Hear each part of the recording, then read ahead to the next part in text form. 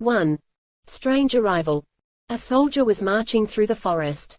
He wore the uniform of a corporal in the British Army. His buttons gleamed in the sunlight, his boots shone a glossy black, his trousers were sharply creased and his beret was set at the regulation angle. The rifle on his shoulder was clean, bright, and slightly oiled. He crossed the forest clearing in a dead straight line, the handsome young face set in an expressionless mask, eyes staring blankly ahead. But a heavy, dragging limp in his left leg marred the military precision of his pace, that and a spasmodic clenching and unclenching of his left hand. Although he avoided the trees, lesser obstacles didn't seem to register. A patch of brambles barred his path and he smashed through them like a tank. A thorn ripped a jagged tear down the right side of his face, but the soldier didn't seem to notice. He moved on through the forest with his odd, limping march, like a clockwork toy that someone had wound up and sent marching blindly forwards. A clockwork toy that wasn't quite working properly. He reached a dense clump of bushes on the far side of the clearing and came to a sudden jerky halt, standing motionless at attention, as still as one of the trees. Minutes later, a strange sound disturbed the peace of the forest, a kind of wheezing, groaning noise. An old blue police cowbox materialized out of nowhere, standing foursquare and solid in the little clearing. The door opened and a very tall man stepped out. He had wide staring eyes and a tangle of curly hair, and he wore an assortment of loose-fitting tweedy, vaguely bohemian garments topped off with a battered broad-brimmed soft hat and an incredibly long scarf. A slender dark-haired girl followed him out of the police cowbox. She wore casual, late 20th century clothes, with a brightly colored scarf at her throat. She looked searchingly at the forest around her and drew a deep, satisfied breath. "There you are, Doctor, I told you we'd reached Earth." "Just sniff. That's real air, that is." "Possibly, Sarah, possibly." Sarah looked uneasily at him. She had been the Doctor's companion through 2 lives and a number of fantastic adventures, journeying through time and space in his TARDIS.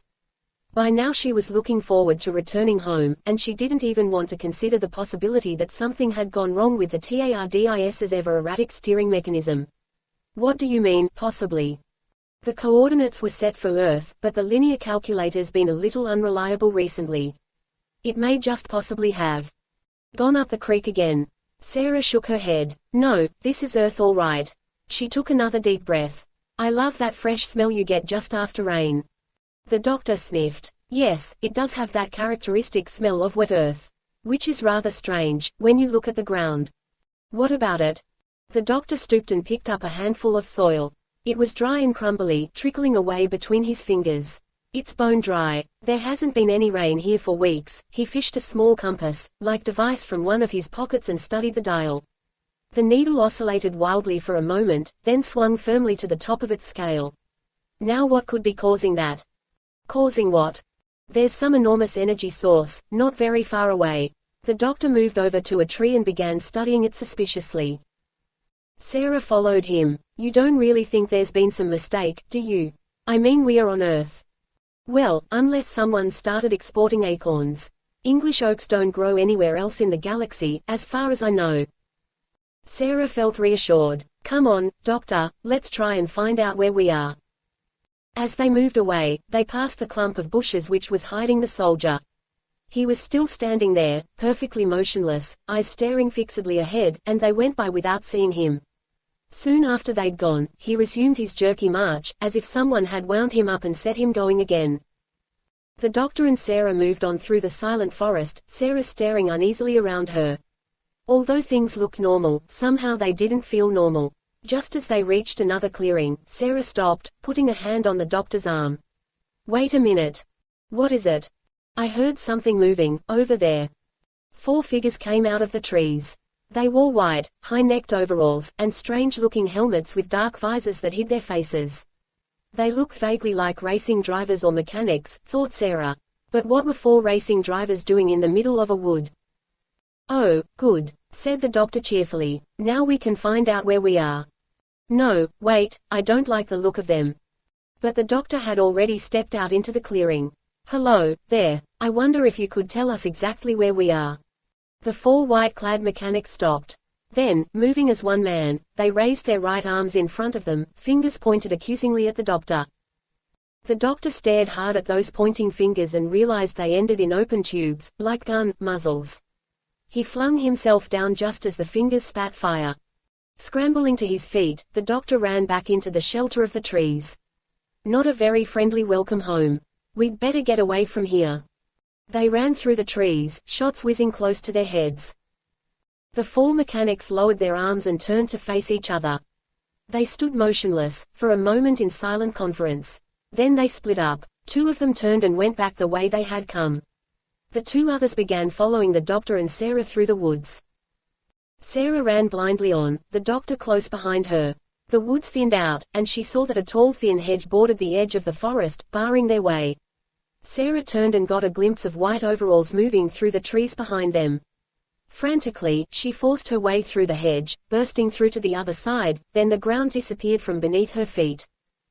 The doctor shot through the hedge behind her and threw himself forward, grabbing Sarah's wrist as she disappeared from sight. He dropped face down, bracing himself to take the shock of her weight. Sarah found herself dangling in empty space, supported only by the doctor's grip. She looked down and saw the rocky ground horribly far below her. Slowly the doctor began hauling her back to safety. Sarah scrambled back over the cliff edge, and sat gasping for breath. They were on the edge of a deep quarry which ran parallel with the edge of the woods. Apparently disused, it formed a deep, narrow valley, the sides overgrown with bushes and scrubby grass. Sarah looked at the doctor. "Thanks. I should have looked before I leaped." The doctor grinned. "My pleasure. After all, I couldn't leave you hanging around, could I?" Sarah groaned, thinking that nothing seemed to quell the doctor's taste for terrible jokes. She got shakily to her feet. The doctor indicated a steep path winding its way down to the quarry floor. "Let's try that way, shall we? Not so quick as your method, but a lot safer." He was about to lead the way when he saw movement in the bushes some way away. At first he thought the mechanics had caught up with them, and prepared to run. But the figure that emerged wore not white, but khaki, the uniform of a corporal in the British Army. It came forward in a jerky, limping march, making straight for the sheer drop at the quarry's edge. "Hey, look out!" yelled the doctor. "Stop! Stay where you are!" The soldier didn't seem to hear him. Face blank, eyes staring, he marched steadily forward. "Stop!" yelled Sarah. "Look out, you'll fall!" They began running along the edge of the quarry. But the distance between them and the soldier was greater than that between the soldier and the quarry edge, and they had no chance of reaching him in time. He marched jerkily over the edge and hurtled down to the ground. Sarah stared down at the spread-eagled body, so far below that it looked like a broken doll. "Why didn't he stop, doctor? He must have heard us." The doctor was already heading for the path. "It's probably too late, but we'd better get down to him. Come on." They scrambled down the path and across the rocky ground to the crumpled body. It was sprawled face down, huddled like an old sack. To Sarah's relief there didn't seem to be any blood. The doctor shook his head. The fall must have killed him instantly. He began looking through the pockets in the army uniform. Sarah still couldn't believe what she'd just seen. He went over that cliff as if he was sleepwalking. She shuddered at the memory. "Found anything?" The doctor held out a handful of coins. "Take a look at these." "What about them?" "They're all mint fresh. No scratches, no tarnish. There's something else too." He looked expectantly at her. Sarah examined the coins one by one. "They look all right to me." "No, wait a minute. They've all got the same date." "Exactly, and what are the odds against someone getting a whole pocketful of small change all of the same date? I just don't understand it." The doctor plunged his hands into his pockets and began pacing about the quarry, rather like a bloodhound questing for a lost scent. "Neither do I, yet." But what?" "What indeed," said the doctor absently. His attention had been caught by an oddly shaped rock on the far side of the quarry and he went to examine it. Sarah followed him. The rock, if it was a rock, was about 8 feet long, and it seemed to have split into two identically shaped hollow halves, rather like a giant pea pod. Put together they would have made a long, hollow object, shaped, thought Sarah uneasily, rather like a lumpy coffin. The outer surface was made of charred, pitted rock, rather like a meteorite. The doctor ran his hand along the hollow interior. It was lined with some dark, soft mossy material that felt rather like foam rubber. Sarah watched him impatiently. "Come on, doctor, time we were moving on." "Wait a moment, this is fascinating. It's just an old canister. People are always dumping rubbish in disused quarries. Thing is, I've seen something like this before. My memory's getting terrible these days." "It certainly is. You seem to have forgotten we were being shot at just a few minutes ago. As if to reinforce Sarah's words, a bullet spanged off a nearby rock. The doctor looked up. 2 white-clad figures had appeared on the rim of the quarry.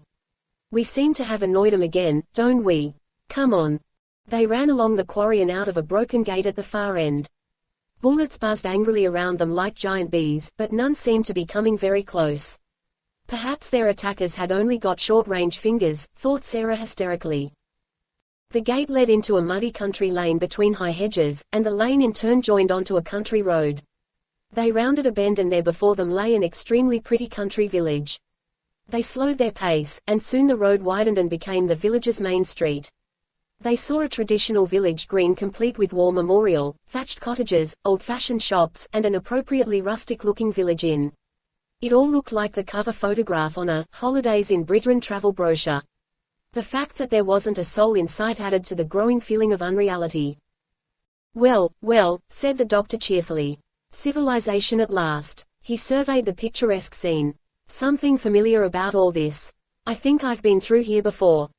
Sarah fell into step beside him, gazing curiously about her. As they walked through the village, she too felt a growing sense of familiarity. Devsham, she said suddenly. You know this village? I came here on a story a couple of years ago. Is it always this quiet? Sarah looked round. They were in the center of the village by now, but there wasn't a single human being to be seen. No, it isn't. It's usually a bustling little place.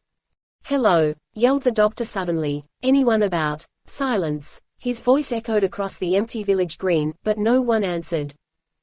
The village of Devsham lay peacefully in the morning sunlight, completely deserted. 2. Village of Terror. Let's try the village inn, said the doctor hopefully. Bound to be someone in there.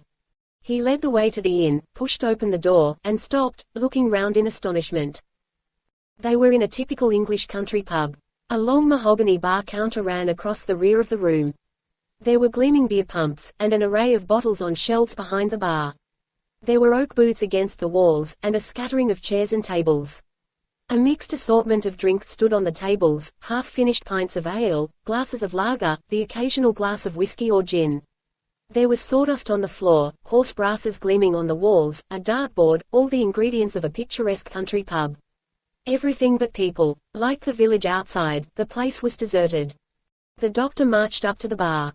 Landlord. There was no reply. Anybody here? Shouted Sarah. Silence. The doctor looked round the empty bar. What's this pub called? The Fleur de Lis.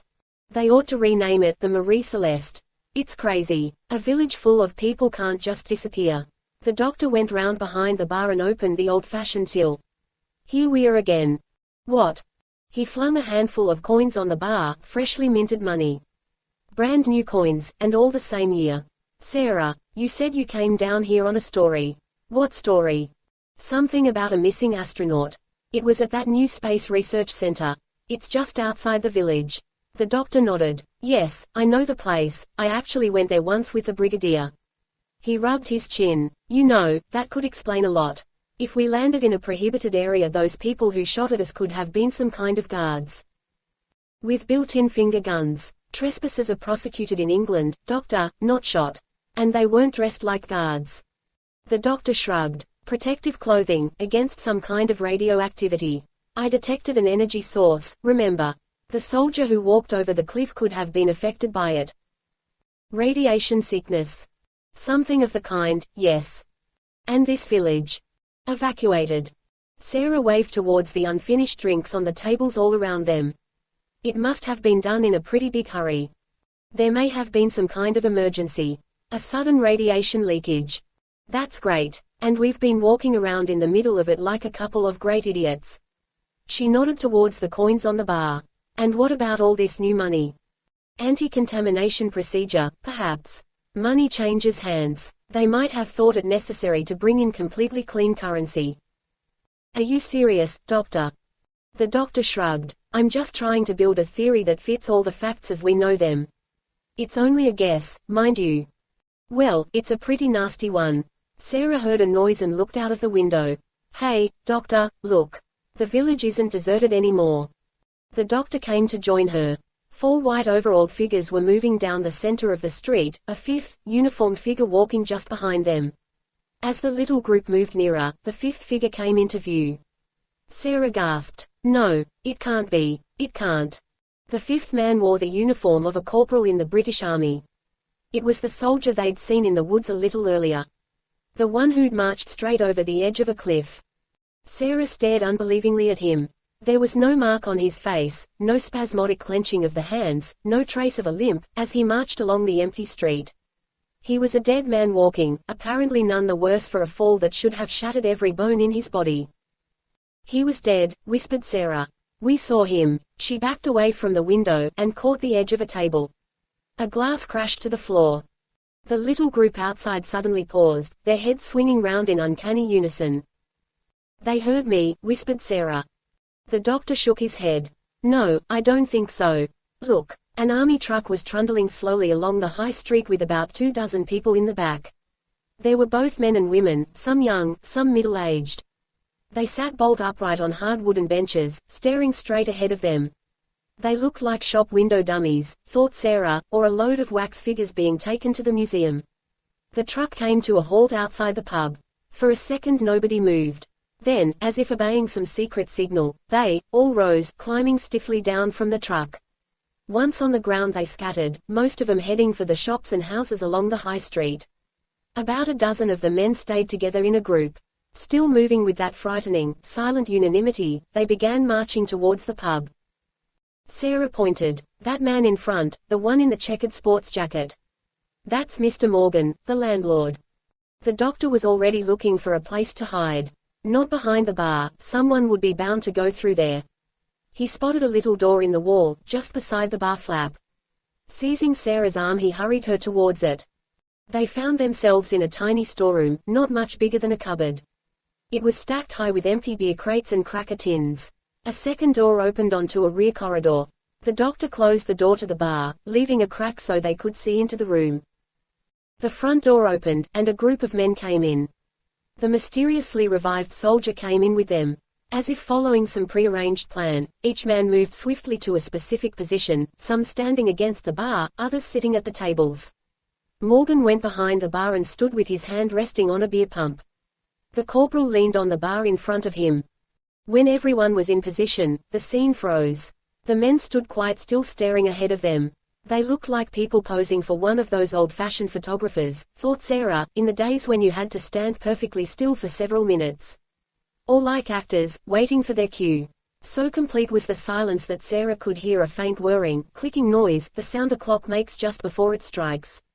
She looked at the big old-fashioned clock. It was a few seconds before 12 o'clock. Suddenly the big hand jerked and the first chime rang out.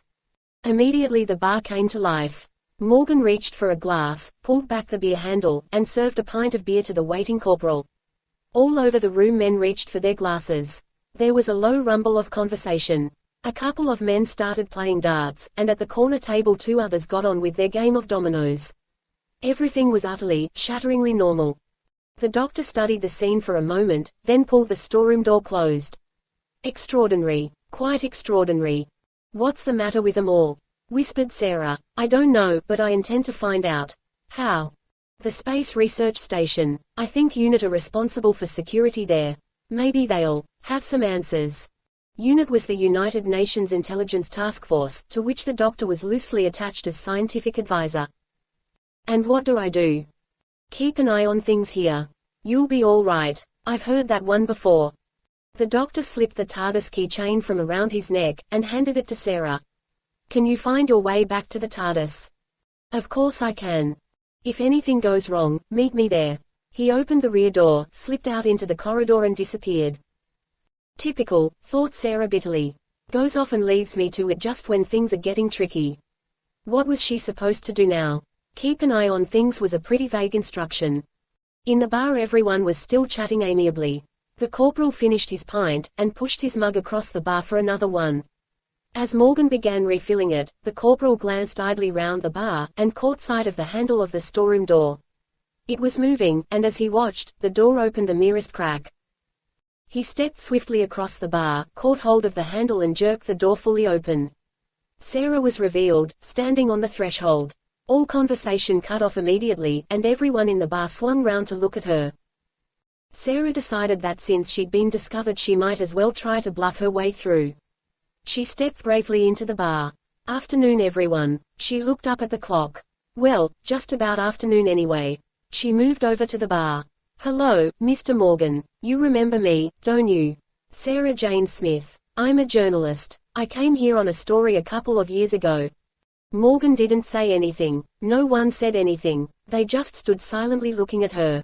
There was a kind of threat in the silence, and Sarah felt a growing sensation of unease. "Well, somebody say something." It was the corporal who spoke at last. "Who sent you here? What do you want? How did you get here?" Sarah didn't want to get into involved explanations about the TARDIS.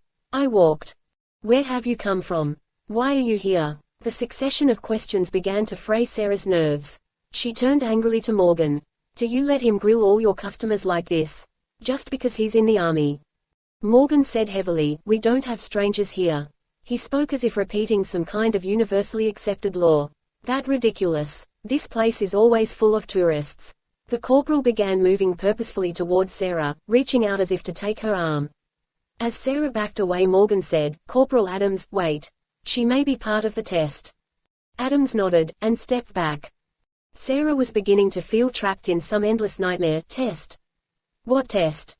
Adams looked at Morgan. "She does not know." "Look, what's going on here?"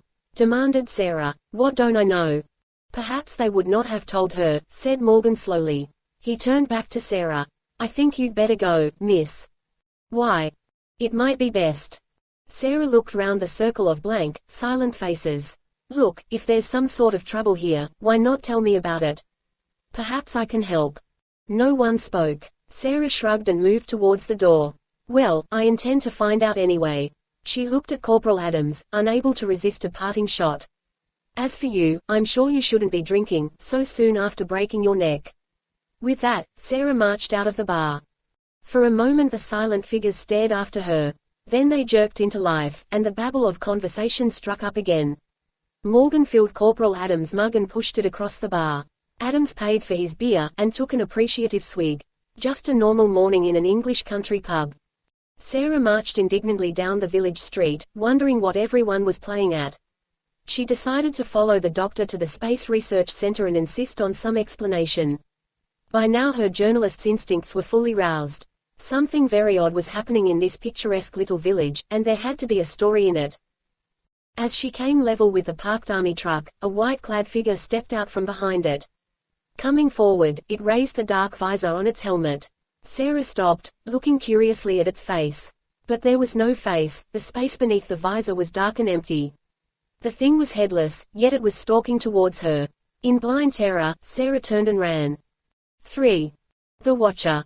The doctor walked confidently up to the main gate of the Space Research Center. It was a vast, sprawling, ultramodern building, all glass and concrete.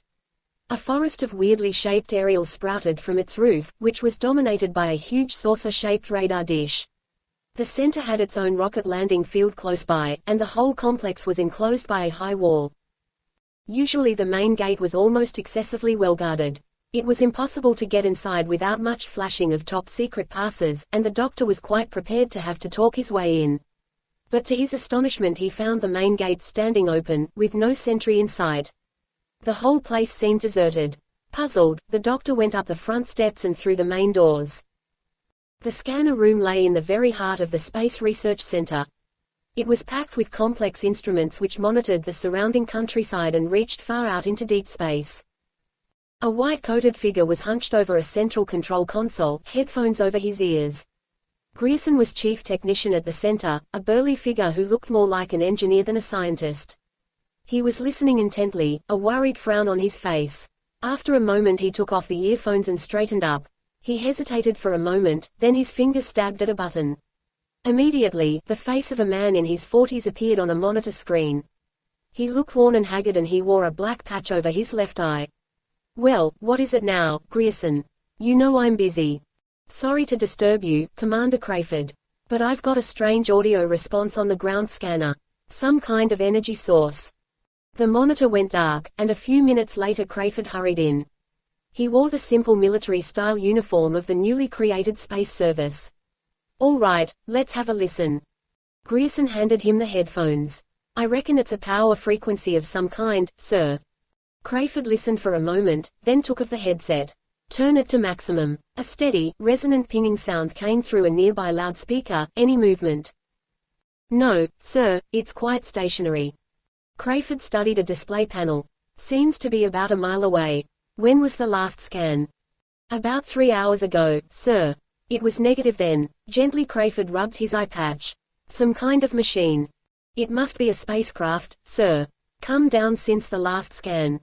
Crayford shook his head. "The detectors would have picked it up. If it is a spacecraft, it could have its own jamming equipment." Crayford switched off the speaker. "A spacecraft? No, it's just not possible." But his tone was less positive now. Encouraged, Grierson said, "We've never picked up anything like it before, sir. It's got to be something external. That's why I thought I'd better call you." "It may be some kind of test," said Crayford thoughtfully. "Something they've arranged without telling me, just to keep us on our toes." "Can you fix its precise position?" "Not from here, sir. We'd have to send out a mobile scanner and take a cross bearing." Crayford considered. "No need for that yet.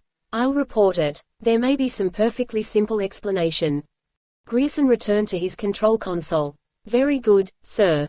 With a last worried look at the instrument panel, Crayford hurried away.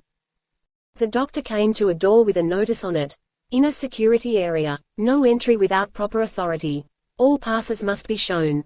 Unhesitatingly, the doctor flung open the door, and found himself facing an armed sentry standing rigidly to attention.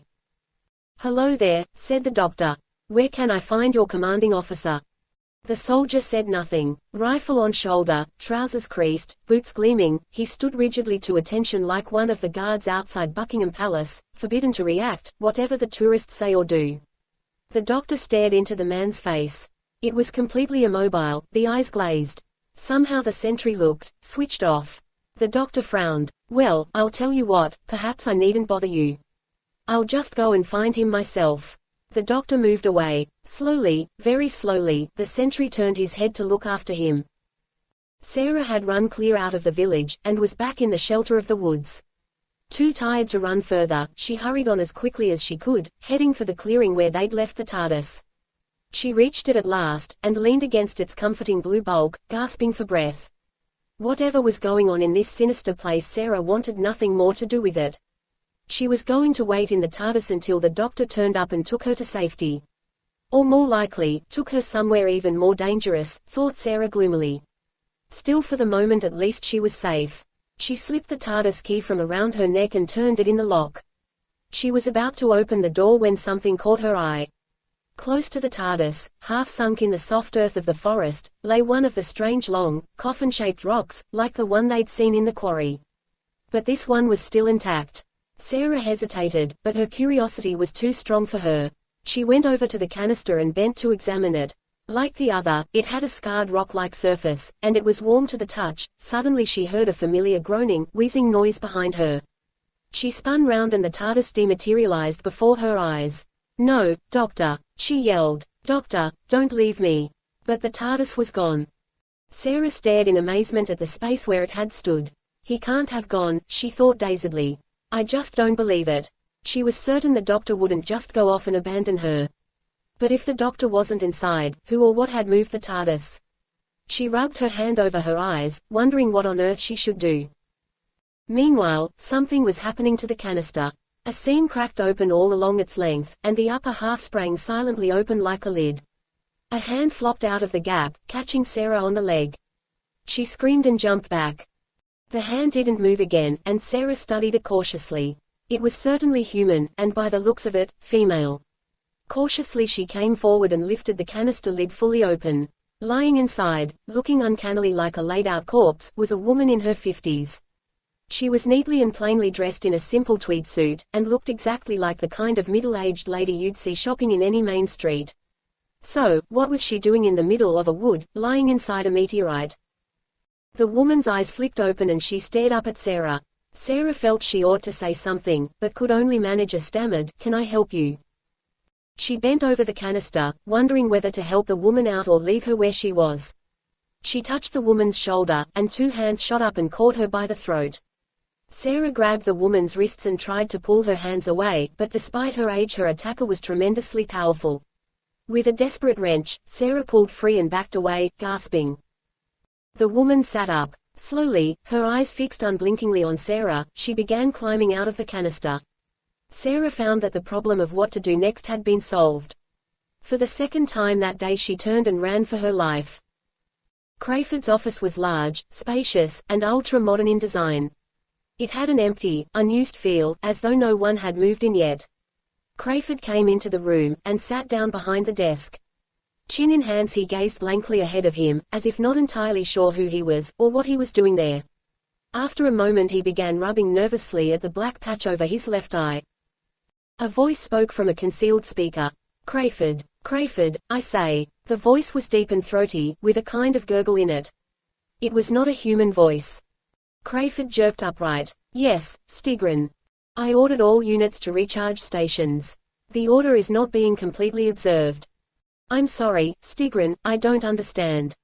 "We have detected movement within the complex," growled the alien voice impatiently. "Another unit may have gone random." "But the Corporal Adams unit has been recovered and repaired," began Crayford. "Check and report." There was total arrogance in the alien voice, as if it was inconceivable that its orders should be disobeyed, or even questioned. Crayford jumped to his feet. "Immediately, Stigron." He hurried from the office. As he came out into the corridor, he saw a tall figure turning the corner. Immediately, Crayford ducked back out of sight. He hurried to the desk and snatched a revolver from a drawer, then hid himself behind the half-open office door. The doctor came into the office and looked round. He moved over to the desk and began leafing through the pile of papers. Crayford stepped out of hiding. "Keep your hands where I can see them, please." The doctor turned round. "Now those are the friendliest words I've heard since I got here." "Yes, I'm sure. And just how did you get here?" "Oh, I just dropped in," said the doctor vaguely. "I do from time to time, you know." He picked up a map from the desk and began studying it with interest. Crayford took a pace forward and snatched the map from the doctor's hands, tossing it on the desk. "I can get the truth from you." "But you're getting it," said the doctor mildly. "Who are you, by the way?" "I'm the one holding the gun, and asking the questions." The doctor reached out and took a red-braided army officer's cap from the top of a filing cabinet. "I just wondered. You're in someone else's office. It says Brigadier Lethbridge Stewart on the door. You know the Brigadier?" "Known him for years. As a matter of fact, I'm his acting unpaid scientific advisor." "The doctor," said Crayford slowly. "Yes, I've heard about you." "Good. And you are?" "Guy Crayford. I'm senior astronaut here." "How do you do?" said the doctor politely. He held out his hand, but Crayford stepped back, raising the revolver. "Let's have those hands up, doctor, if you were the doctor. You could still be an imposter." The doctor raised his hands, studying Crayford thoughtfully. "You're very nervous, aren't you? I think something very strange must be going on here." Crayford frowned. "You've come to that conclusion, have you, doctor? Interesting. I think we'd better have you taken care of." "Look," said the doctor patiently. "I've a suggestion to make. Call the Brigadier and get him to identify me. My arms are beginning to ache. Lethbridge Stewart's away in Geneva. Colonel Faraday's in charge at the moment." Crayford moved behind the desk and touched a button. "If you're ringing for the butler," said the doctor hopefully, "I'm very partial to tea and muffins." He moved closer to the desk. "You'll be held in detention until your identity has been verified," said Crayford curtly. The doctor didn't care for being locked up at the best of times, and he was particularly set against being locked up by people he didn't know or trust. He had an uncomfortable feeling that Crayford already knew he was really the doctor. That was why he wanted to lock him up. "Detention," said the doctor indignantly. "Not detention. I can't bear being detained." With that, he tipped the desk on top of Crayford and shot out of the room. Crayford fired automatically, but the shots went harmlessly into the ceiling. He began struggling out from under the desk. The doctor dashed along the corridor, and saw the soldier who'd come back to life marching towards him, rifle in hand. He turned and ran back the way he'd come, just as Crayford lurched out of his office doorway and took another shot at him. The doctor ducked down a side corridor. Unfortunately, it was a dead end, but there was a ladder bolted to the wall, and a hatch in the roof. He swarmed up the ladder, shoved open the hatch and climbed through. Adams and Crayford arrived at the end of the little corridor just in time to see his legs disappear. "Get after him," snapped Crayford. Hampered by his rifle, Adams started to climb the ladder. The doctor came out onto the flat roof of one of the long low buildings that made up the complex. He ran to the edge of the roof and looked over, and jumped back as bullets whined about his head. A little group of soldiers stood on the path below, and they seemed to be using him for target practice.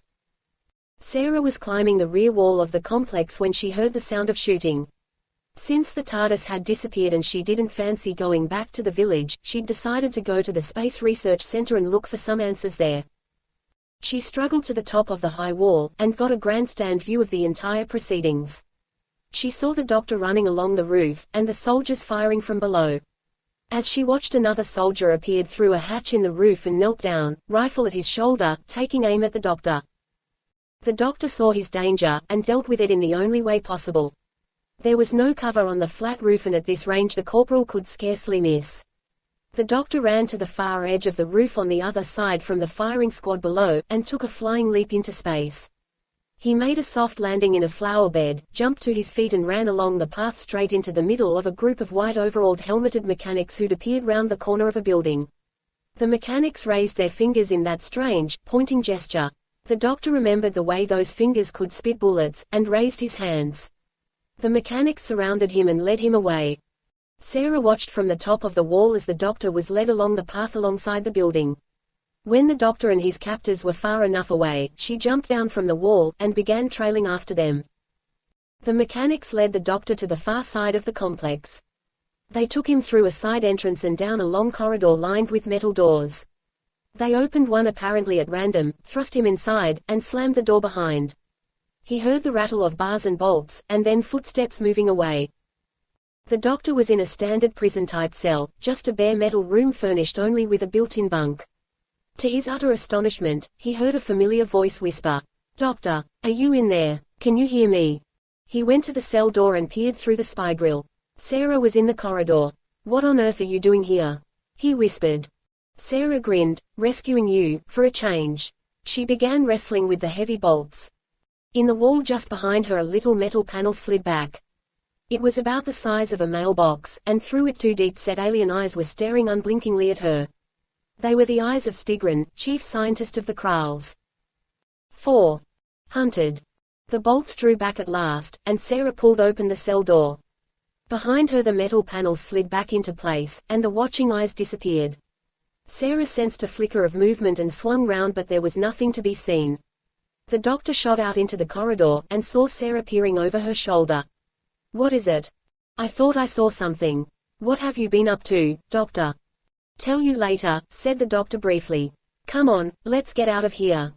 Like a spider at the center of its web, Stigrin crouched over an instrument console in the secret Kral control room below the Space Research Center. He touched a control and Crayford appeared on a monitor screen. "Yes, Stigrin. I have just observed a second random unit in the cell area. It has released the first. What has gone wrong?" "A second unit. These patterns were not programmed," growled Stigrin. "Explain." "Was this second unit a female?" "Yes, one of the village section by the looks of her." "Check the control directives, a fault must have developed." "It's not a random unit at all, Stigrin, and neither was the first. Something quite extraordinary has happened. If they are not random units, then what are they?" "Space travelers. The male is known as the Doctor. He advises the humans on defense. The female is his companion. They have arrived in the biomagnetron by error." There was a moment's pause, then the alien voice said suspiciously, "By error.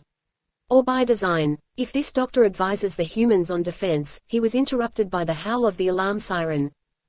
"The guards have spotted them," said Crayford eagerly. "After them, Crayford, after them. They must not escape." As the sound of the alarm siren died away, a squad of rifle-carrying soldiers came clattering down the corridor and disappeared through the doors at the far end. Once they were gone, a closet door opened, and the doctor and Sarah slipped cautiously out. "That was a near one," whispered Sarah. "What on earth did you do?" "Do? To stir them all up like this? I mean, they seem to be taking you very seriously." "I didn't do anything. Finding me on the premises was enough to upset Crayford." Sarah stared at him. "Did you say Crayford?" The doctor nodded. "Chap called Guy Crayford. Said he was senior astronaut." But that's impossible. You remember I told you I came here on a story, about 2 years ago. That's when Guy Crayford was killed. How? It was the first test of the new XK-5 scout ship.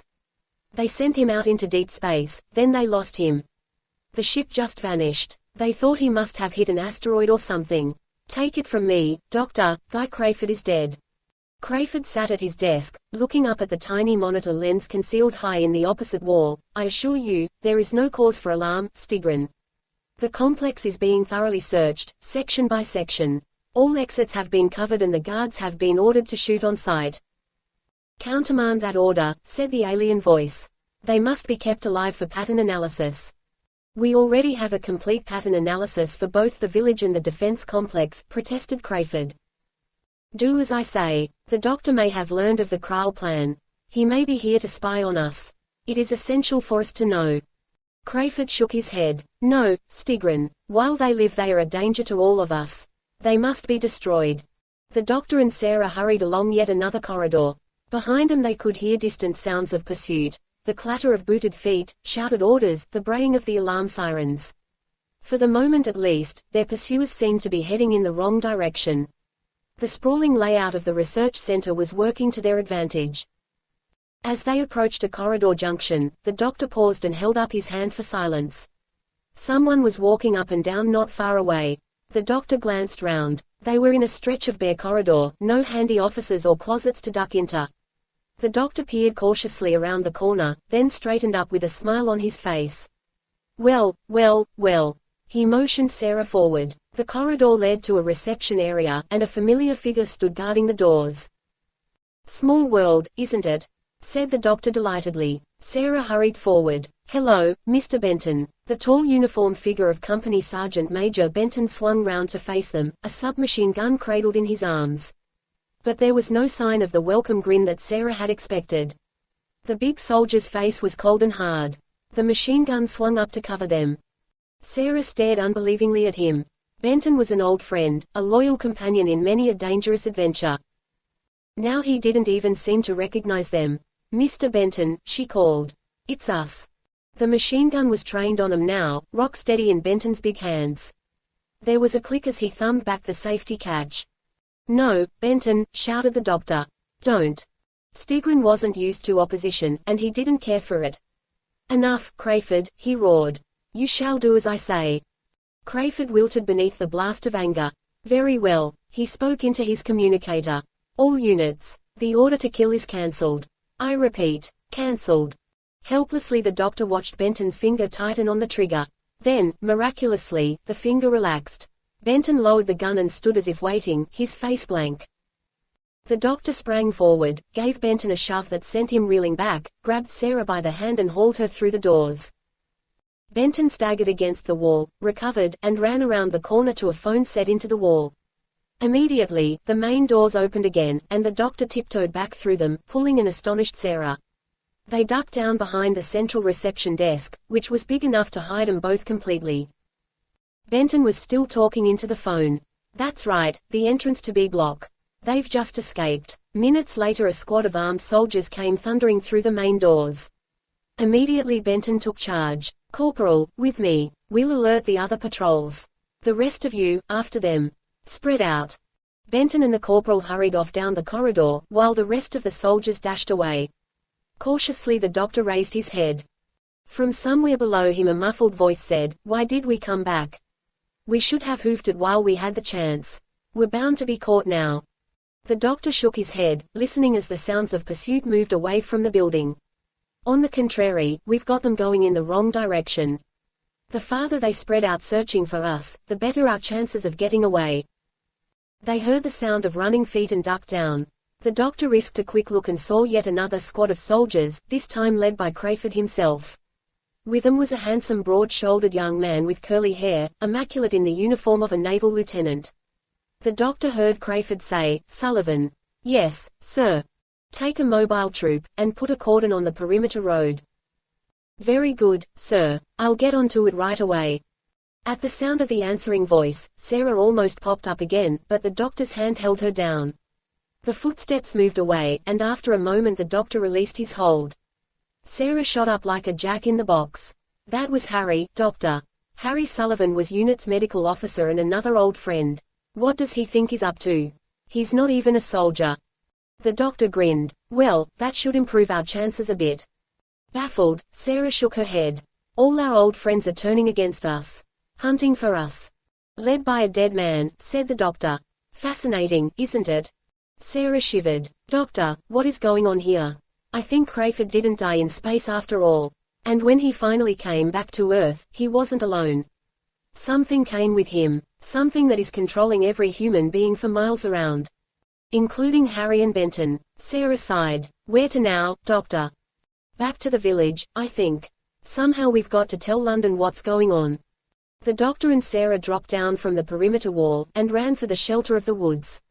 As the doctor had hoped, their enemies were widely scattered and hunting in the wrong part of the complex, and they'd managed to get clear of the center unseen. Once inside the wood, they paused to regain their breath. Well, so far so good, said the doctor optimistically. As the man said when he fell off the skyscraper, added Sarah. She looked round the woods. It was gloomy in between the sheltering trees, and uncannily silent. Have you noticed something, Doctor? There are no birds in these woods. The doctor listened. Well, now that you mention it. It's eerie. No birds, no animals of any kind. From somewhere behind them there came the sound of deep, full-throated baying. Bloodhounds are animals, said the doctor grimly. I think we'd better get a move on. They hurried on through the forest, but it was difficult to move quickly over the soft leaf-covered ground, and the baying came closer and closer. The doctor loped ahead, and Sarah did her best to keep up with him. Then her foot caught on a hidden root, and she tripped and fell. The doctor helped her up. All right. Yes, I think so. Good girl. Come on then. The doctor ran on, but when Sarah tried to follow, a stab of pain went through her leg. It's no good, doctor, I seem to have hurt my ankle. The savage baying rang out again, much closer now. The doctor turned back. Don't worry, Sarah, I'll carry you. Oh no you won't, said Sarah determinedly. I'd just slow you down and then we'd both be caught. You'll have to leave me.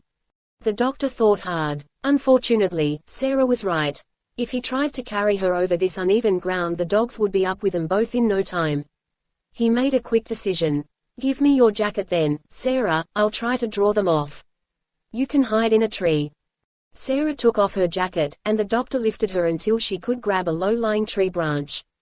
He boosted her up until she could haul herself higher into the tree and conceal herself amongst the leaves. The doctor dragged Sarah's jacket across the ground, making a trail leading away from the tree. As he moved away he called, You stay up there until they've gone by. I'll meet you back at the village inn. If I'm not there in about an hour, head for the TARDIS. Trailing the jacket, the doctor disappeared amongst the trees. Doctor, called Sarah softly. There's something I forgot to tell you. But the doctor was already out of earshot, and Sarah didn't dare shout louder in case she alerted their pursuers. Clinging to the branch, Sarah listened as the barking dogs came nearer and nearer. So much had happened since her rescue of the doctor. Now she'd forgotten to tell him the TARDIS had mysteriously disappeared. 5. Captured. Dragging the coat behind him the doctor ran through the forest at breakneck speed. Anyone who thought the fox actually enjoyed the hunt, should try being chased across country by dogs themselves, he thought grimly. Despite his speed, the hounds were getting steadily closer. The doctor ran on. Soon he was out of the shelter of the trees and running across a patch of open country. The ground sloped downward suddenly. The doctor bounded to the bottom of the slope and found a huge lake barring his way. He paused for a moment, looking behind him. The country around the lake was bare and open. The barking dogs were very close now, and he'd run straight into his pursuers if he turned back. The lake was broad. If he swam across the soldiers might arrive while he was still in the water, an easy target for their rifles. The doctor thought hard. The lake was bordered by several thick clumps of reeds. He plucked a reed and blew thoughtfully through the hollow tube. Quickly he stripped off his coat and shoes, and bundling them together with Sarah's coat, thrust them into the middle of a nearby bush. He hurried back to the lake. Not long afterwards a squad of soldiers ran down to the lake. Corporal Adams was in command, and two of the soldiers held huge bloodhounds straining at the leash. The hunters stopped, and looked about them. There was open country all around, the lake lay placid and undisturbed, and there was more open country on the far side. But the doctor was nowhere in sight. The baffled dogs cast up and down the bank, looking for a scent, and soon one of them unearthed the bundle of clothing. Adams turned it over with his foot. They must have swum across to confuse the scent. Half of you go around that way, and the rest come with me. We'll try to cut 'em off. The group divided and set off in opposite directions around the lake. A few minutes after the soldiers moved off, one of the rushes rose from the lake's surface like a submarine periscope. Beneath it was the doctor, the hollow reed in his mouth. He'd been hiding under the surface, using the reed as a breathing tube. Wringing out his wet clothes, he hurried to the bush, and put on those that were still dry. Sarah crouched motionless on her high branch while the soldiers and dogs moved beneath her through the forest. After that she waited and waited. Finally her patience ran out, and she climbed carefully down from her tree. Supporting herself on the trunk, she tested her ankle. Luckily it had been bruised rather than sprained, and she found she could walk with only the slightest of limps. Remembering the doctor's instructions, she set off for the village. When he found no trace of the doctor and Sarah on the far side of the lake, Corporal Adams began to suspect his quarry must have doubled back. Quickly he led his men back through the woods. Then as they neared the village, the dogs began to whine and bark, and Adams saw a figure hurrying through the trees. "There she is," he shouted, and the soldiers ran forward. Sarah heard the noise behind her and tried to run. But her ankle slowed her pace to a stumbling trot, and very soon the soldiers began to close in. She stumbled and fell, and by the time she got to her feet, she was surrounded by armed men. A fist struck her behind the ear and she fell to the ground. The soldiers picked up the limp body and carried it away. Stigrin looked up as Crayford's face appeared on his monitor screen. "Well, report. The girl has been taken, Stigrin. The doctor must be somewhere nearby. Soon we shall have him too. No, locate him, but do not seize him. I have other plans for the doctor." The doctor squelched towards the village, thankful that at least some of his clothes were still dry. Luckily his Time Lord constitution was strongly resistant to colds. He hurried through the outskirts of the village and turned into the main street. As before, it was completely empty. He saw a bus shelter just ahead, a telephone booth standing just beside it. He hurried to the box and was about to go inside when he heard the rumble of a car engine. Quickly he ducked down behind the shelter and waited. An army ambulance drove slowly down the street. Peering from his hiding place, the doctor saw Corporal Adams at the wheel. As soon as the ambulance was out of sight, the doctor slipped into the phone booth and picked up the receiver. The phone was dead. He jiggled the receiver bar, but nothing happened. He slammed down the phone, and headed for the inn. Sarah recovered consciousness to a sort of swaying motion. Slowly she realized that she was lying down, yet moving at the same time. She opened her eyes and saw corridor walls going past. She was being carried somewhere on a stretcher. But why? Had she been ill? Was she in a hospital? Everything seemed hazy and vague, like that shadowy interval between waking and sleeping. Perhaps she was having a nightmare. She was lifted from the stretcher and placed on a table. An operating table, thought Sarah wildly. She'd been hurt in an accident and now they were going to operate. Strange that there didn't seem to be any pain. But of course, they'd given her some kind of drug. That was why everything was so vague. She forced herself to open her eyes, and saw she was in a small circular room which was packed with complicated equipment. Lights flashed before her eyes, and there was a low background of electronic hums and beats. Sarah frowned. It wasn't like any hospital she'd ever seen. The equipment and the room itself were strange. Sarah could distinguish monitor screens and a number of complex instruments, but their shapes were twisted and alien. The place looked like some gloomy underground grotto, a home for trolls and goblins. A face appeared, hovering above her. It was Harry. Good old Harry Sullivan. Naturally, he'd be there if she'd been hurt. After all, Harry was a doctor himself. Sarah smiled weakly at him, but his face was cold and hard. "It's all right, Miss Smith. Just lie still." "Harry," she whispered weakly. Sudden panic swept over her and she started to struggle. But she couldn't move, there were clamps holding her to the table. A low hypnotic beat began filling Sarah's ears, multicolored lights pulsed steadily in her eyes, and she felt consciousness slipping away. Harry moved away and a moment later another face appeared. It seemed strangely distorted, and Sarah blinked furiously, forcing herself to concentrate. As her vision cleared, she gave a gasp of pure horror. The face hovering over her was broad and flat with leathery greenish skin. It was heavily jowled with a squashed pig-like snout, underhung jaw, and enormous ears set flat against a massive skull. Huge eyes glowed in cavernous sockets beneath the jutting brows.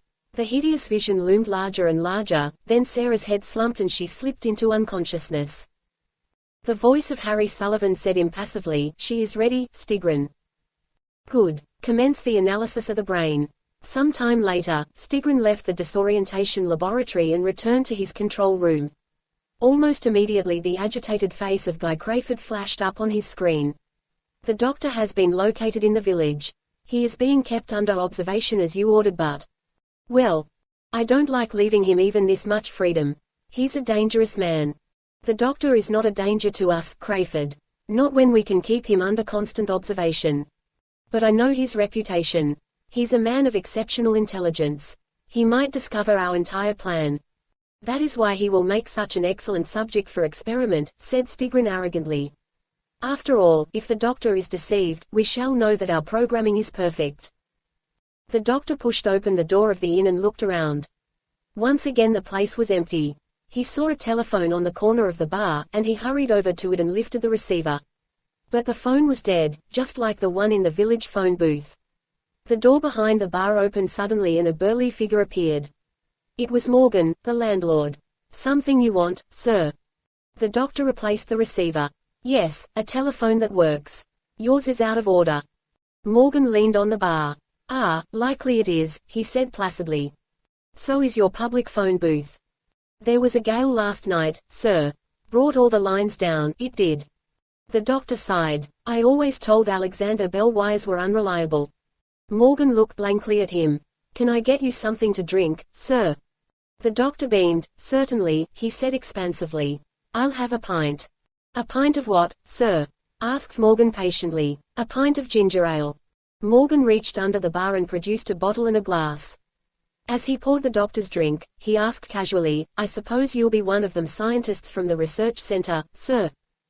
"Yes and no," said the doctor vaguely. "Or rather, no and yes." He took a swig of the ginger ale. "Get a lot of customers in here, do you?" The doctor began wandering aimlessly round the bar. Morgan watched him uneasily. "Not a lot, sir. No one comes here very much.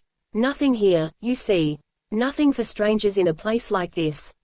The doctor lifted a set of darts from the ledge beside the board. "Too quiet, I suppose. Is it always this quiet?" "On and off, sir. Except for darts club night, of course." The doctor walked back to the aiming mark, turned, and flung all the darts at once. All three landed quivering in the bullseye.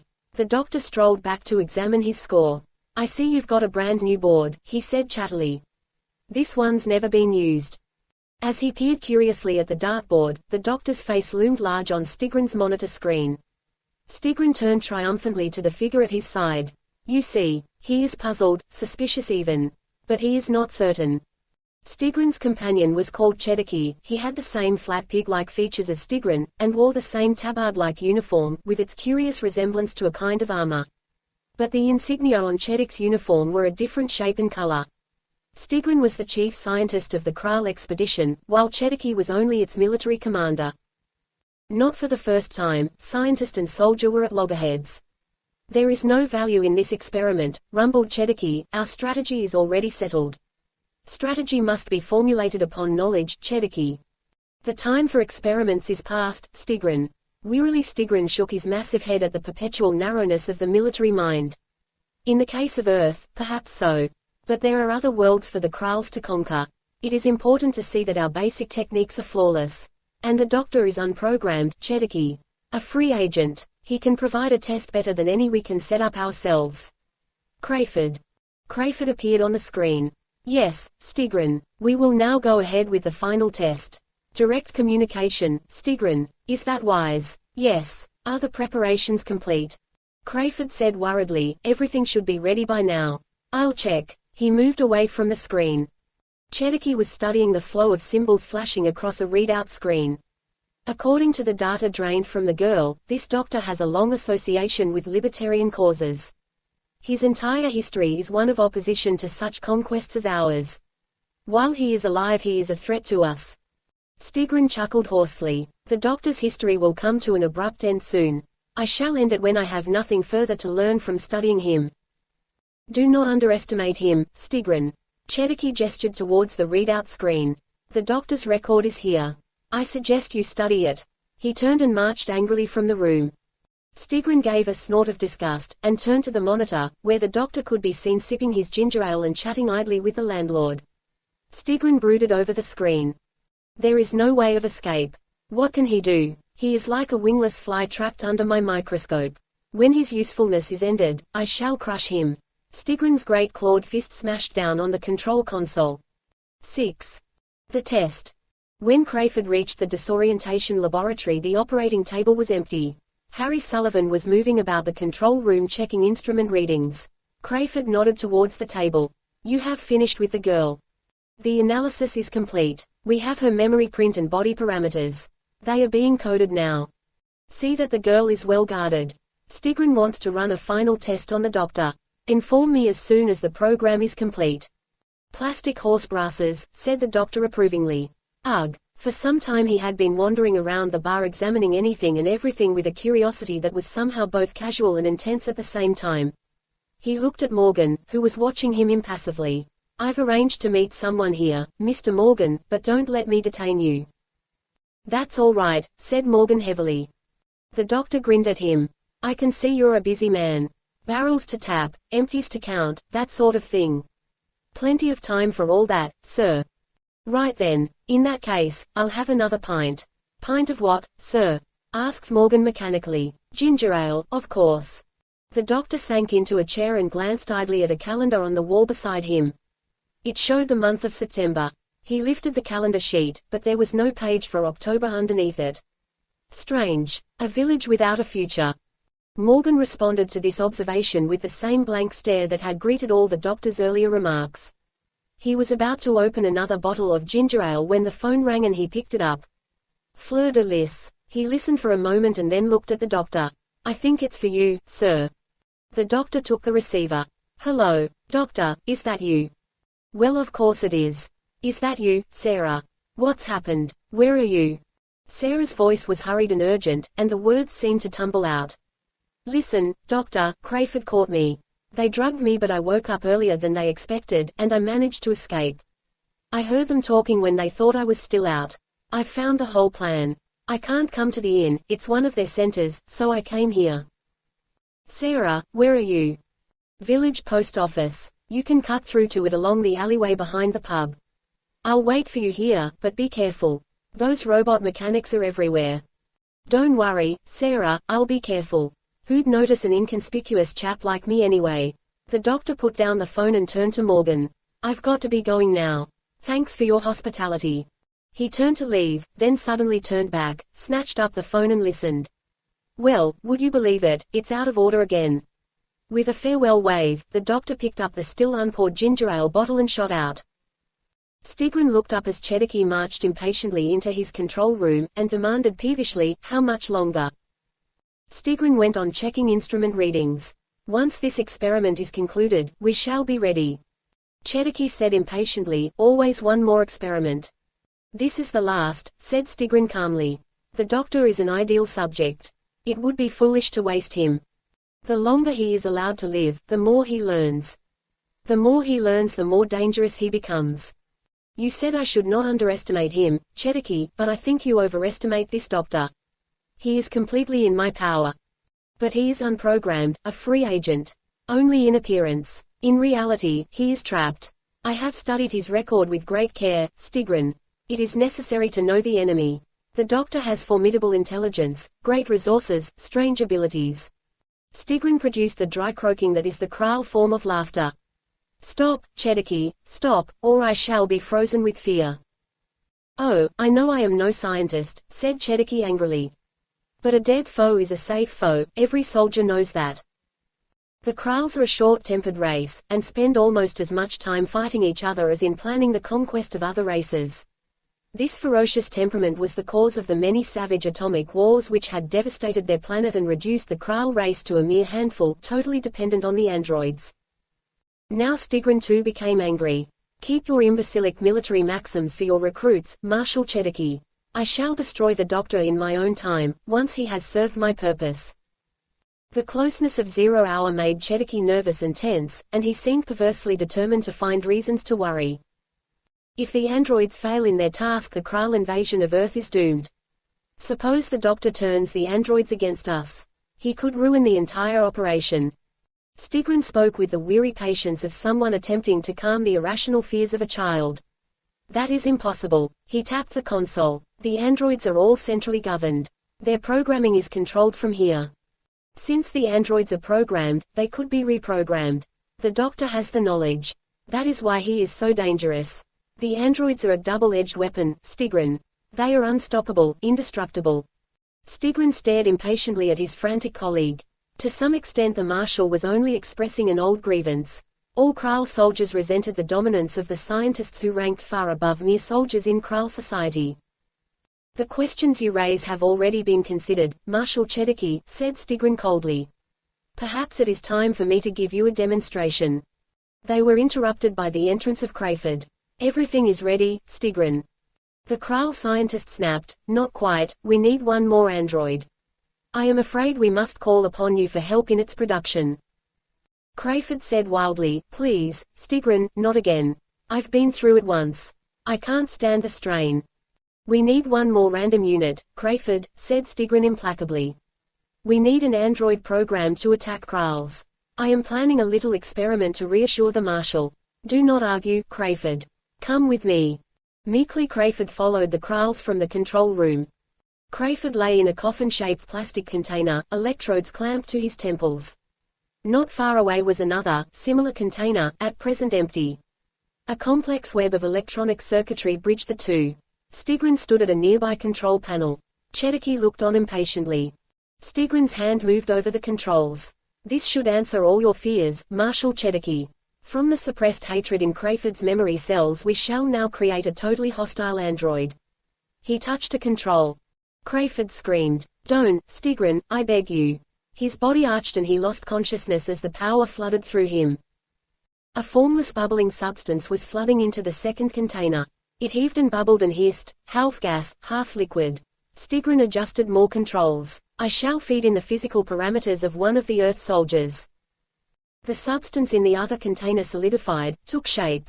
Gradually it assumed the form of a soldier, dressed in combat gear, and armed with a rifle. The soldier's eyes snapped open and he stepped from the coffin. I shall now activate the hostility circuits, said Stigrin calmly.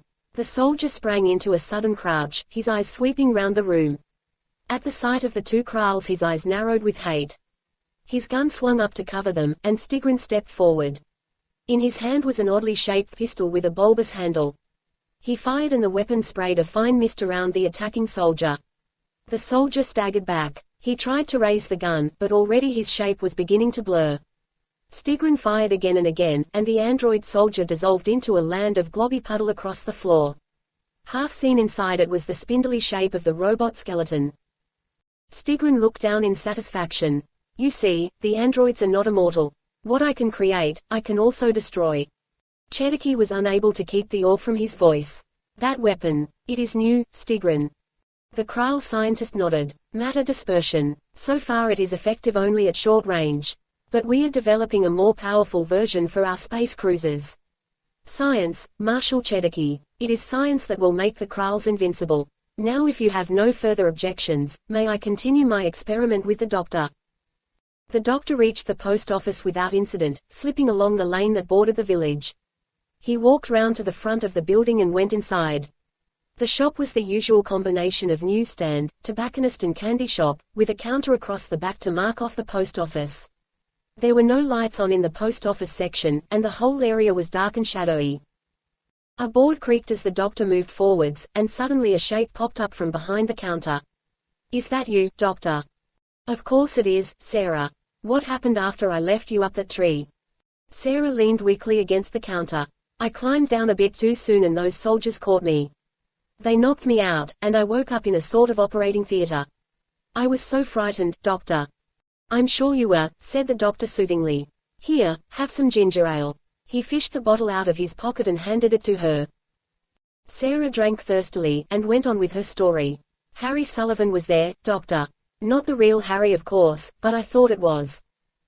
What do you mean, not the real Harry? That's what they're doing, Doctor. They're copying people. Who are? I don't really know, but Crayford was there too. I think is behind it all somehow. The doctor shook his head. No, it can't be Crayford. Not all by himself. Go on, what happened next?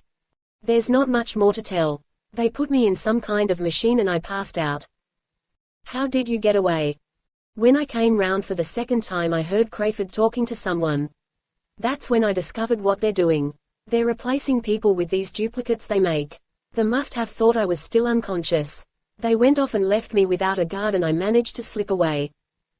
The doctor looked thoughtfully at her. So you not only got away with suspicious ease, you were lucky enough to reach this place undetected and find the only telephone in the village that seems to work. Sarah backed away. I don't understand.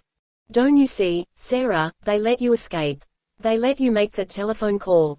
We're being tested. They want to find out how smart we are. Sarah rubbed a hand across her eyes. No, doctor, it can't be that. Of course it's that. The doctor rubbed his chin. But if they're so technologically advanced they can make facsimile humans who'll stand face-to-face examination, load them into those canisters and send them through a space-time warp to Earth, why should they be worried about us? Sarah stared blankly at him, as if she couldn't take in what he was saying. The doctor went on, they must possess the weaponry to attack Earth by force.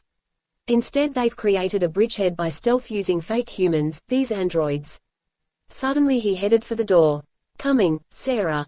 Where are we going? To use the communications equipment in the TARDIS. He hurried away. Sarah called, coming, doctor. Wait for me. She hurried after him. As if in confirmation of the doctor's theory, they made their way out of the village and through the woods without seeing a soul.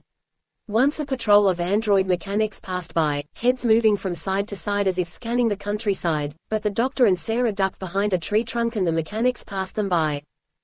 Some time later, the doctor stopped and looked round. We must be almost there by now. The TARDIS should be just behind that next clump of trees. But it wasn't. When they reached the spot the TARDIS was nowhere to be seen. I'm sure it was here, said the doctor. It was standing by that very tree. Sarah looked round. It's not here now, is it? She shivered and buttoned up her jacket. The doctor seemed to be thinking aloud. Well, it's not programmed to auto-operate. Unless of course. Unless what? When we landed here, I still had my doubts about where we were, so I set the TARDIS onto pause control, with the coordinates for Earth locked into the guidance system. He paused, then said abruptly, have you still got the TARDIS key, Sarah? Sarah shook her head. I must have lost it. The doctor's voice hardened. No, you haven't lost it because you never had it. Sarah came here and put the key in the lock, and left it there. That cancelled the pause control and the TARDIS continued on its set coordinates, back to Earth. Sarah looked at him as if he was mad. I don't understand. Oh yes you do, said the doctor savagely. He pulled a twig from the nearest tree and snapped it in half. This isn't wood, it's plastic. Those aren't real trees, this isn't real Earth, and you're not the real Sarah. 7. The countdown. As the doctor moved forward, the android Sarah jumped back and pulled a gun from beneath her jacket. Get back, doctor. I began to suspect when I saw that jacket, a jacket I left under a bush. And you've buttoned it on the wrong side. You're a mirror image Sarah, just like that mirror image Harry, with his medals on the wrong side. The doctor sprang forward, grasping the android's gun arm and forcing it upwards. The gun exploded in the air, and the doctor wrenched it from the android's hand, shaking his captive savagely. Where's the real Sarah? What have you done with her? Answer me. The android broke free, tripped, and cannoned into the trunk of the nearest tree, hitting its head on the trunk. Horrifying, its Sarah face was jolted loose, rolling away across the ground. The doctor looked down at the collapsed android. Packed into the skull cavity was a maze of wire and miniaturized transistors. Sickened, he turned away, and the android's fingers groped towards the gun butt which lay close to its hand. The doctor heard the movement, spun round and a bullet whizzed close to his head. Ducking and weaving as he ran, the doctor turned and fled. The doctor's retreating figure could be seen on the monitor screen in Stigran's control room. Cherokee said mockingly, so much for your foolish experiment, Stigran. Now the doctor is at large. There is no way of escape. He can do no harm. But there was a trace of uncertainty in Stigran's voice. Cherokee seized his advantage. Your experiment is at an end, Stigran. The androids are now fully trained, and the village simulation has served its purpose. It must be destroyed in precisely 9 minutes and the doctor with it. Stigran seemed stunned by the doctor's escape. 9 minutes. The invasion countdown has begun, Cherokee reminded him sternly. There can be no variation in the schedule. You have arranged a safe method of destroying the training ground. A matter-dissolving bomb. I shall place it in position myself. Excellent. Cherokee turned to leave, and noticed a shrouded figure laying on a wheeled gurney. He bent to examine it. This is the Earth female. Why is she still alive? Another of my foolish experiments, said Stigrin wearily. The virus which our androids will use to cleanse Earth of its human population has been tested only in the laboratory. I wish to try it on a living organism. Now, shall we attend to the evacuation and destruction of the simulation? He led the way out of the room, and Cherokee followed. As they left, the sheet over the gurney was thrown back, and Sarah, the real Sarah, sat up. She had been conscious for some time, and had lain still, gathering her strength. She swung her legs down from the gurney and stood up. She was still a little shaky, but she could walk. 9 minutes, she muttered. Got to find the doctor. Hurriedly she followed after the two Kralls. The doctor was moving cautiously through the deserted village when the wail of a siren shattered the peace of the empty street. A truck roared around the corner and parked in the center of the main street. People began emerging from the buildings, houses and shops and climbing into the back. Mr. Morgan appeared from the pub and got in with the others. As soon as the truck was full, it drove away. The doctor stepped out into the street and looked around. There was no one in sight. Now the village really was deserted. Sarah followed the two Kral leaders through a long gloomy tunnel. She heard the bustle of a crowd somewhere ahead of her. The tunnel led steeply upward to an open door, through which the entire population of the village seemed to be returning to the Kral's underground headquarters. It was rather like Noah's Ark. Crayford and Harry Sullivan stood and watched as villagers, soldiers and white-overalled mechanics marched in and moved away. A last squad of soldiers came through, followed by Benton. That's the lot, sir, he reported. Everyone's inside. Crayford nodded. Good, see that all blast doors are closed, Sullivan. Stigrin is placing the bomb now. It is due to explode in exactly 4 minutes. Yes, sir. Harry Sullivan, or rather his android replica, hurried away. Crayford touched a control and the door slid closed. Then he too moved off. Sarah waited until everyone had gone, ran down the tunnel and went over to the door. She touched the control she'd seen Crayford use and the door slid open. She stepped outside and found herself in another long tunnel, sloping upwards. She followed it and emerged in an empty barn. The Kralls had hidden the entrance to their headquarters in a disused building. Sarah was about to run off, when she paused, looking at the open door. She hunted around the door area and found a small control button set just above it.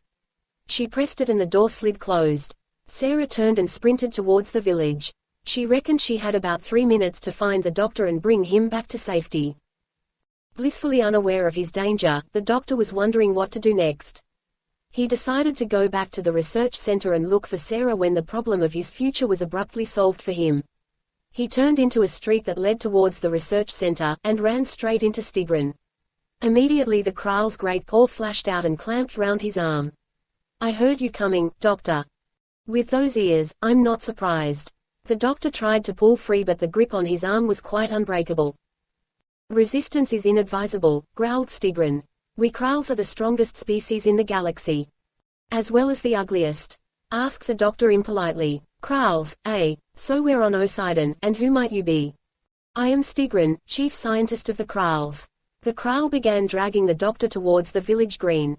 Come, there is no time for pleasantries. How about unpleasantries, pig face? Said the doctor rudely. He didn't much care for being hauled along like a reluctant toddler, but there was little he could do about it. Stigrin dragged him to the war memorial that stood in the center of the village green. It took the form of a simple granite pillar on a low stone pedestal. Stigrin slammed the doctor against the pillar with a force that knocked the breath from his body. 2 white-coated mechanics appeared and lashed the doctor to the pillar with a coil of plastic rope. Stigrin went away for a moment, and reappeared with a plain metal cylinder which he placed at the doctor's feet. I think you will find this unpleasant enough, Doctor. The doctor looked down. There was a simple timing dial set into the top of the cylinder, which gave off a steady, beeping sound. A matter dispersal bomb? Asked the doctor calmly. Exactly. In precisely 3 minutes everything within a radius of 1/4 Earth mile will evaporate. Goodbye, Doctor. Stigrin turned away. You're not leaving already, called the doctor plaintively. Stigrin ignored him, and disappeared between the buildings. The mechanics followed. The doctor began struggling furiously, but the plastic had some kind of self-binding quality. The more he struggled, the tighter it became. At his feet the bomb beeped steadily away. To his astonishment he heard a voice somewhere in the distance. "Doctor, can you hear me? Where are you?" "Sarah, over here," yelled the doctor, and a few seconds later Sarah came running across the green towards him. She was shouting as she ran, "Doctor, they're going to blow this place sky high any minute. Don't just stand there, come on." "I am not just standing here," said the doctor with dignity. "If you'll look a little closer." Sarah saw the plastic ropes fastening the doctor to the war memorial, the ticking bomb at his feet. "Oh no," she gasped and began wrestling with his bonds. But the plastic had a life of its own and it seemed to fight against her fingers.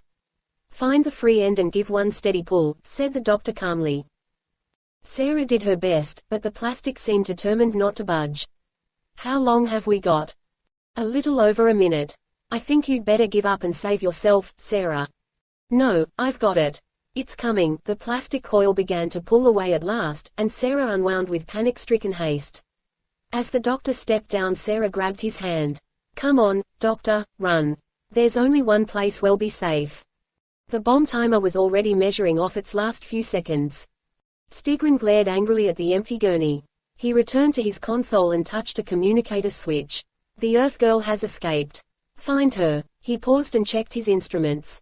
"The countdown to matter dispersion has entered final phase." He began counting off the last few seconds. 0-60, 59, 58. Magnified by the communication system, Stigrin's voice boomed through the Kral base. On his monitor screen the village of Devsham basked peacefully in the sun. The doctor and Sarah sprinted across a field and into the barn.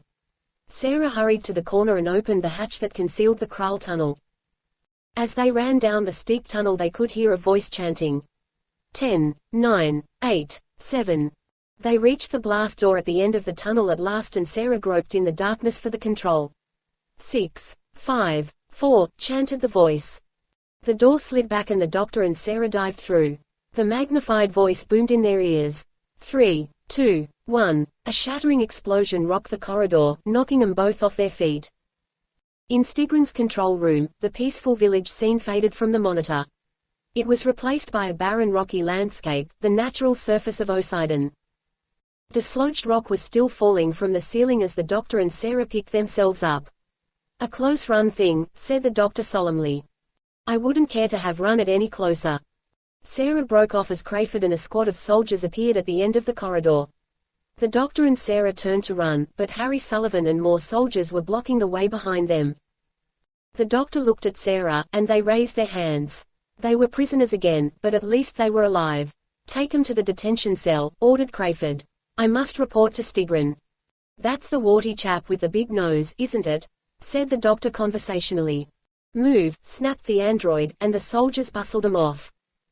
As they were being led away, the doctor said, "I prefer our version of Harry, don't you, Sarah? Much better mannered." On Stigrin's monitor, the barren landscape of Osidon was replaced by a rocket ship. Marshal Chedeki's voice came over the communicator. "Lead a rocket ship in launch frame. Have the pre-launch checks been completed?" "Yes, Stigrin. The androids are being loaded now." Crayford hurried in. "Stigrin, we have recaptured the girl." He paused. The doctor was with her. Stigrin swung round, the deep-set eyes flaring with anger. "The doctor. I destroyed him with the village. It seems he escaped." Stigrin turned back to his controls. "He must be disposed of. Kill him, immediately. Kill them both." 8. Brain drain. Crayford stared at the Kral leader in distress. "Kill them. Surely that's no longer necessary."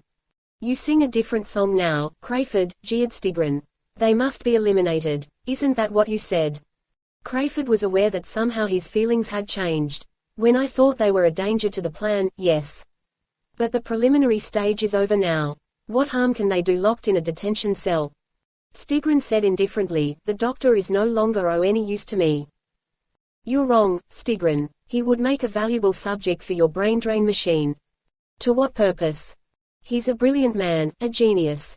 All his knowledge and experience would make a useful addition to your databanks." Stigrin said scornfully, "You were prepared to accept his death provided that I killed him." You are squeamish, Crayford, a puny weakling, like all your race. Think what you like, Stigrin. But you gave me your word. You said no one would be harmed unnecessarily. Stigrin turned away. Oh, very well, very well. Let him live for now. Thank you, Stigrin. As Crayford left the control room, Stigrin muttered, I shall drain every atom of knowledge from his brain, and then he shall die. The doctor was busily attacking the cell door with his sonic screwdriver, though without much success. As he worked, he did his best to explain the Kral plan to Sarah, who was finding it difficult to take in. Not Earth, Doctor. What do you mean? Surely you've realized by now. Harry and Benton and all the others aren't real people at all. Not real. Fakes, said the doctor patiently. Copies. Electronic and mechanical androids, with programmed computers instead of brains. If I'd had my wits about me, I'd have realized earlier. Remember that high radiation level 1 noticed when we first left the TARDIS? Poseidon, the planet of the Kralls, is the only inhabited planet in the galaxy with a level that high. The Kralls fought one atomic war too many. Not many of them survived it, and they ruined their planet into the bargain. He turned from the door in disgust. No good, I can't shift it. There's an armed sentry outside anyway, Sarah interrupted herself. Radiation. Won't we get radiation sickness or something? I doubt it, we weren't exposed for long enough. Sarah shuddered. Still, the sooner we get away from here the better. That's what the Kralls think. You see, the radiation level on this planet isn't just high, it's unstable, increasing all the time. It won't be too long before the place is uninhabitable, even for the few Kralls that are left. That's why they're planning to leave and take over the Earth. So everything we've seen here has been a fake. That's right. The woods, the research center, even the village. Everything copied down to the last detail, including the inhabitants. But why? As a sort of training ground. Exactly. They've made hardly a slip. Oh, one or two minor details were wrong, like mint fresh coins all with the same date. But otherwise they got nearly everything right. The door was flung open and Crayford came into the cell. They caught a glimpse of Corporal Adams on guard outside, then the door closed. Crayford said abruptly, I've been listening to you, I was just outside. Bad habit, eavesdropping, said the doctor approvingly. Still, no one's perfect. Crayford stared wildly at them. He felt a strange need to talk to the two prisoners, to explain things, to justify himself, but somehow he didn't know where to begin. Still in the same jerky fashion he said, So, you're impressed with the thoroughness of this operation? It's impressive right enough, agreed the doctor. Doomed to fail though, all the same. For some reason Crayford felt it was important to convince the doctor that he was wrong. No, doctor. Very shortly I shall be leaving for Earth. The Kralls will project me through their space-time warp, and my ship will make a normal re-entry through Earth's atmosphere. A normal re-entry, said the doctor skeptically. You've been away for 2 years. They gave you up for dead. Crayford gave a triumphant smile. That's where you're wrong, doctor. Not long ago I re-established radio contact with Earth. I told them about the stabilizer failure that sent my ship out beyond Jupiter. I told them how I'd rationed my provisions, rigged up recycling apparatus. Every telescope on Earth is trained on the sky waiting for the gallant XK5 to reappear. A hoax, said the doctor softly. A giant hoax. Exactly. All planned by Stigrin, chief scientist of the Kralls. Helped by you. He couldn't have done any of it without drawing on your memories, your knowledge. Crayford said, the superb technology of the Kralls, Sarah interrupted him. Why did you do it? What made you betray Earth to the Kralls? And didn't Earth betray me? Shouted Crayford hysterically. I was sent out with faulty equipment and then written off, abandoned, left to die in space. It was the Kralls who saved me. I was dying, torn apart by gyrofailure. They recreated me, Miss Smith. Recreated me in every detail, except for this one eye which couldn't be found. Crayford rubbed nervously at the black eye patch. I owe the Kralls everything. And that's what they want in return, said Sarah bitterly. Everything. They want the world, and you're giving it to them. The Kralls are a doomed race. They must leave their own planet because of the radiation level. Why should a race with such skills be left to die? Earth has 1 or 2 skills of its own, said the doctor gently. The Kralls have promised me no humans will be harmed, as long as they accept the ultimatum. The Kralls will take the northern hemisphere of the planet and live in peace. I have their word. The doctor looked sadly at him. And you really believe that? You've been brainwashed, Crayford. Although I think it's starting to wear off a little. Stubbornly Crayford shook his head. Before my ship lands, the space shells containing the androids will be launched. If they are seen, they'll be taken for meteorites. The androids will take over the Space Research Center and Marshal Cherokee will be able to bring in the invasion fleet without detection. Not a shot will be fired. If your Kral friends are so peace-loving, why did Stigrin try to blow me up with the village?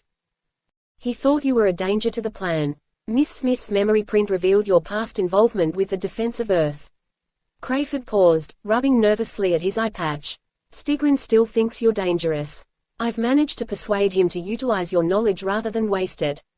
He has a machine that extracts the entire memory and intelligence of any living creature, and feeds it into a computer.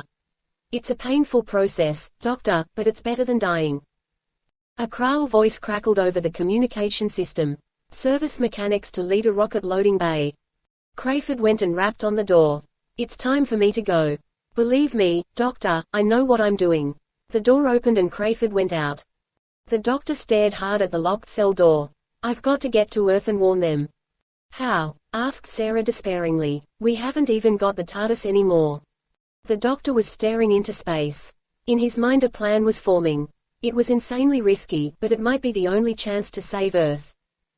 Marshal Cherokee came bustling into Stigrin's laboratory. The launch countdown is about to begin, he broke off in surprise. A metal tray stood incongruously on top of the control console. It contained a jug apparently full of water, a cup, and a platter on which rested some chunks of coarse bread. Standing over the tray were Stigrin, and the Harry Sullivan android.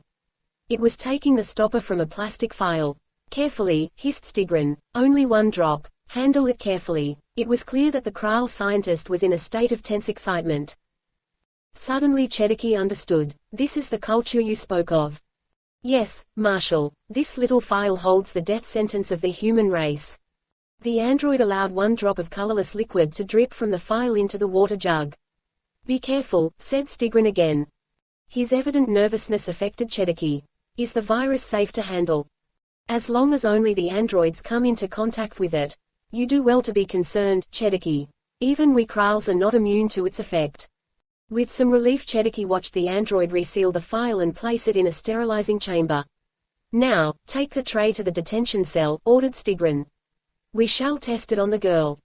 The doctor had abandoned his attempts to open the door, and was attacking the floor instead. He had succeeded in lifting one of the metal plates, and was at work on the tangle of electric cables underneath. This has possibilities, Sarah, distinct possibilities. What are you trying to do? Androids work through electronic circuitry. If we can lure that guard in here and give him a good stiff jolt. The doctor heaved a length of cable from the tangle of wires, breaking one end free. Electrocute him. Well, randomize him, to be strictly accurate. He's only a machine, remember. Sarah heard footsteps along the corridor. Someone coming, Doctor. The doctor thrust the loose cable back into the gap and slid the cover plate into position, hoping no one would notice it wasn't fastened. The door opened and the Harry Sullivan android came into the cell carrying a tray. Stigrin sends you this. He put the tray down on the bunk. The doctor looked at it. How very thoughtful. Bread and water, I see. Traditional prisoner's fare. It's better than nothing, said Sarah. And I'm thirsty. She poured water into the cup. The android turned to the doctor. You will come with me. It took the doctor's wrist in a painful grip. The doctor winced. Careful. You androids don't know your own strength. Come, said the android tonelessly. It began dragging the doctor away. Sarah was just about to drink the water, but at this new development she put down the cup. Where are you taking him? The android didn't answer, but the doctor shouted, treat that water with caution, Sarah, and don't waste it. Water's an excellent conductor, remember. The door slammed behind him. Sarah looked at the loose plate on the floor, and then at the tray. She reached for the water jug. The doctor looked curiously around Stigrin's laboratory. So this is where you put Crayford back together again. Careless of you to lose his eye, wasn't it? Stigrin gestured towards the operating table. Hurry. I have little time. The android dragged the doctor towards the table. The doctor made a desperate attempt to break free, but the android forced him onto the table with unconcerned ease. Leaving soon, are you, Stigrin? Gasped the doctor. Very soon, doctor. Stigrin moved over to the table and began securing clamps to hold the doctor in place. The doctor struggled wildly, but against the combined strengths of Kral and android he was completely helpless. Sarah finished sloshing the water in the jug around the door. She picked up the cup, hesitated for a moment. One cupful wouldn't make much difference. She remembered the doctor's warning and poured the cup of water onto the floor. Lifting up the floor plate, she pulled out the cable. One end was free, and presumably, live. Now all she needed was some way to get the guard in the cell. She could yell, of course, but he'd probably ignore her. She thought hard for a moment, then slipped the brightly colored scarf from around her neck. Cautiously she rubbed the ends of the cable against the metal floor strut. There was a shower of sparks. She did it again, holding the scarf near the end of the cable. The scarf charred and began to smoke. Eagerly Sarah blew on it, fanning the glowing red sparks into flame. Despite his struggles, the doctor was now firmly secured to the operating table, held down with clamps so that he could scarcely wriggle. The Sullivan android had gone, and Stigrin was fastening electrodes to the doctor's head. In a moment, Doctor, the knowledge and experience of your entire life will be transposed into our databank. That's stealing, said the doctor indignantly. And while you are making your small contribution to Kral culture, I shall be on my way to destroy the humans you have so often defended. Stigrin looked mockingly down at the doctor. This time you will be powerless to help them. So, you intend genocide, do you? Earth's resources are limited, said Stigrin indifferently. They cannot be wasted in the support of an inferior species. And just how do you plan to wipe out the human race? Nuclear fission will raise Earth's radiation level above even your tolerance. Nothing so crude, Doctor. The androids will spread a virus that will rid Earth of its human population within weeks. The virus is self-limiting. It will burn itself out, and Earth will be ours. And where will you be while all this is going? Crayford's rocket will automatically be placed in quarantine. I shall remain inside until it is time to signal Mazel Chediki to bring in the invasion fleet. The best laid schemes of Mice and Kral's gang aft ugly, said the doctor defiantly. Something will go wrong, Stigrin. Nothing can go wrong. Stigrin pulled a switch and the doctor's ears were filled by a high-pitched electronic buzz that seemed to echo around his brain. Multicolored lights began flashing in front of his eyes and the laboratory seemed to be spinning around him. Stigrin made a final adjustment to his instruments. In a few minutes, Doctor, the analyzer will have completed its recording. To avoid harming the subject, it must then be switched off. Unfortunately, I shall not be here. Your brain tissue will expand under the stimulation until your head explodes. I imagine it is a most unpleasant death. The doctor's face was twisted with strain, as he marshaled all his strength to resist the effects of the machine. Stigrin laughed. Defiant to the last, I see, Doctor. Soon you will be screaming for mercy. And there will be no one here. 9. Blast off. Sarah held the smoldering scarf close to the grill in the cell door and blew frantically. Would the guard even notice the smoke drifting out into the corridor? If he did, would he feel it his duty to investigate? A human guard might, but who could tell how an android would react? Suddenly she heard the sound of bolts being drawn back. Dropping the scarf she stepped back and picked up the cable. The door swung open and Corporal Adams came through the doorway, his booted feet in the puddle of water around the door. He raised his rifle, and Sarah jabbed the end of the cable against the metal barrel of the gun. The results were spectacular. The android went rigid. It staggered back, arms and legs flailing wildly, puffs of smoke coming from its body as connections overloaded and blew up. It gave a final convulsive jerk, then dropped to the ground like a puppet with severed strings. Sarah looked down in horror. The android's entire chest had exploded and she could see a smoking tangle of wires and circuits inside its torso. Leaping over the android, and over the puddle of water in which it lay, Sarah set off to look for the doctor. Stigrin looked with satisfaction at the writhing form on the table. The doctor was resisting the effects of the brain drain machine for an amazingly long time, but soon he would have to give way. Stigrin wished he could stay and watch the process, but on the eve of the invasion he had many other duties. Reluctantly he left the laboratory. Sarah turned a corner just in time to see Stigrin come out of the laboratory and move away. She dodged back, waited until he was out of sight, then ran into the laboratory. To her horror, she saw the doctor stretched out on the operating table, body writhing and face twisted with strain. She ran to the console and began turning off every control in sight. In a few seconds the electronic howling died away, and the doctor slumped back unconscious. Sarah began unfastening the clamps that held him to the table. When she'd finished, the doctor was still unconscious. In desperation she slapped his face to revive him. He opened his eyes and looked reproachfully at her. Ouch, that hurt. Come on, doctor. You've got to wake up. I am awake, I think, said the doctor dreamily. Once upon a time there were 3 sisters and they lived at the bottom of a well. Their names were Olga, Marcia and Irene. Are you listening, Tilly? Sarah shook him by the shoulder. Wake up, doctor, this is no time for fairy stories. And I'm Sarah. You're in the Kral's laboratory. The dreamy look faded from the doctor's face and he swung his legs down from the table. Yes, that seems to make sense. Come on, Sarah, we've got to hurry. Where to?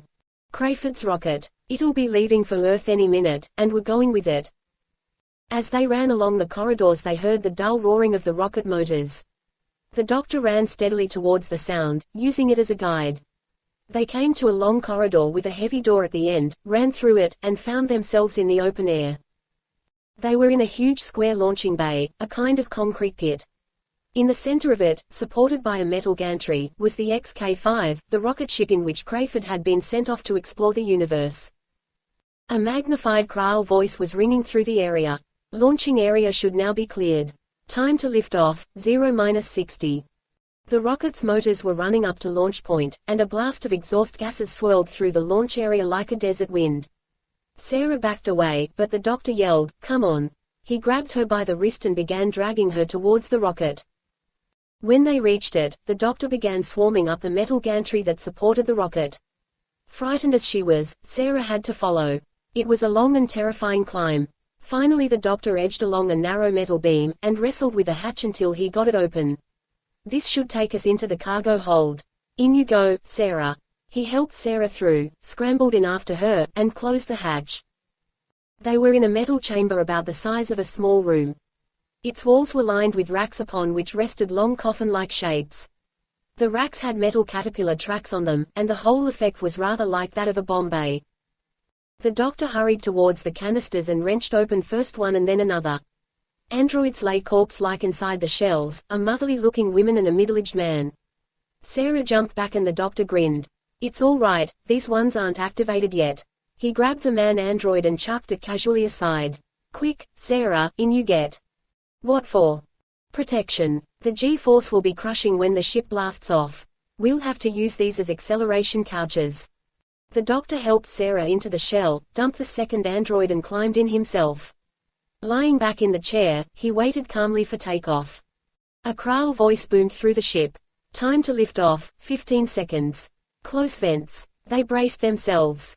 The voice came again. 10, 9, 8, 7, 6, 5, 4, 3, 2, 1.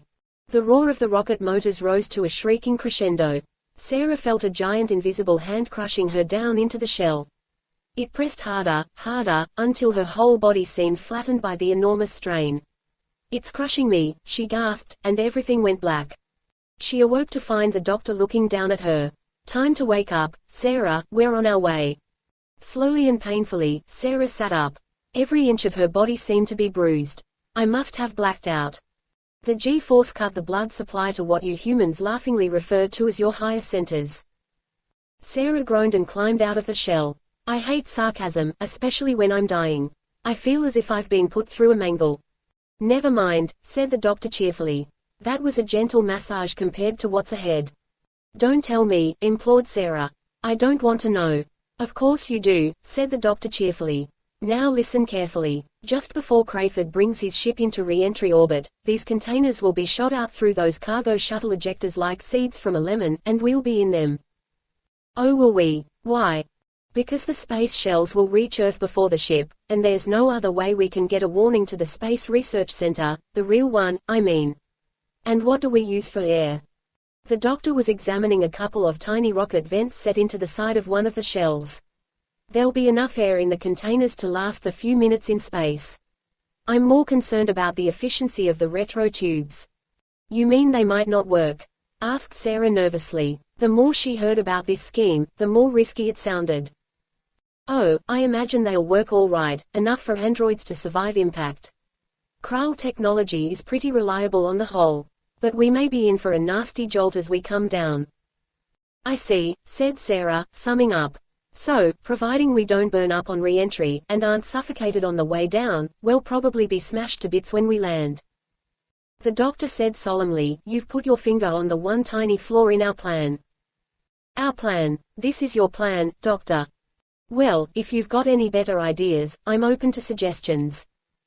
Sarah thought hard for a moment, then shook her head. How long before all this starts? The doctor's face was grave. Quite soon, I'm afraid, Sarah. The Kralls must be beaming us through the space-time warp now. We'll soon be close to Earth. In the scanner room of the Space Research Center, the real Space Research Center, not the now exploded Kral reconstruction, there was an air of scarcely suppressed excitement. Technicians sat hunched over their instrument panels, each wanting to be the one to spot the returning spaceman. One of them, a girl called Tessa, was peering excitedly at a shadowy, hardly visible spot on her scanner screen. Was it a genuine sighting, or just a ghost signal? At last she could keep silent no longer.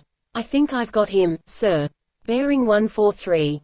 Almost immediately another technician said, contact confirmed, bearing 143. There was a babble of relief and excitement. Grierson, the burly chief technician, said, well done, Tessa. He leaned forward to his communicator mic. Colonel Faraday, this is the scanner room. We've picked up Crayford's ship. Yes, sir, absolutely on schedule. Harry Sullivan and Benton, the real Harry Sullivan and Benton, walked along the corridor of the Space Research Center deep in conversation. They'd followed Brigadier Lethbridge Stewart there on his temporary assignment as head of station security, and had been left behind when some crisis in the affairs of unit whipped the brigadier off to Geneva.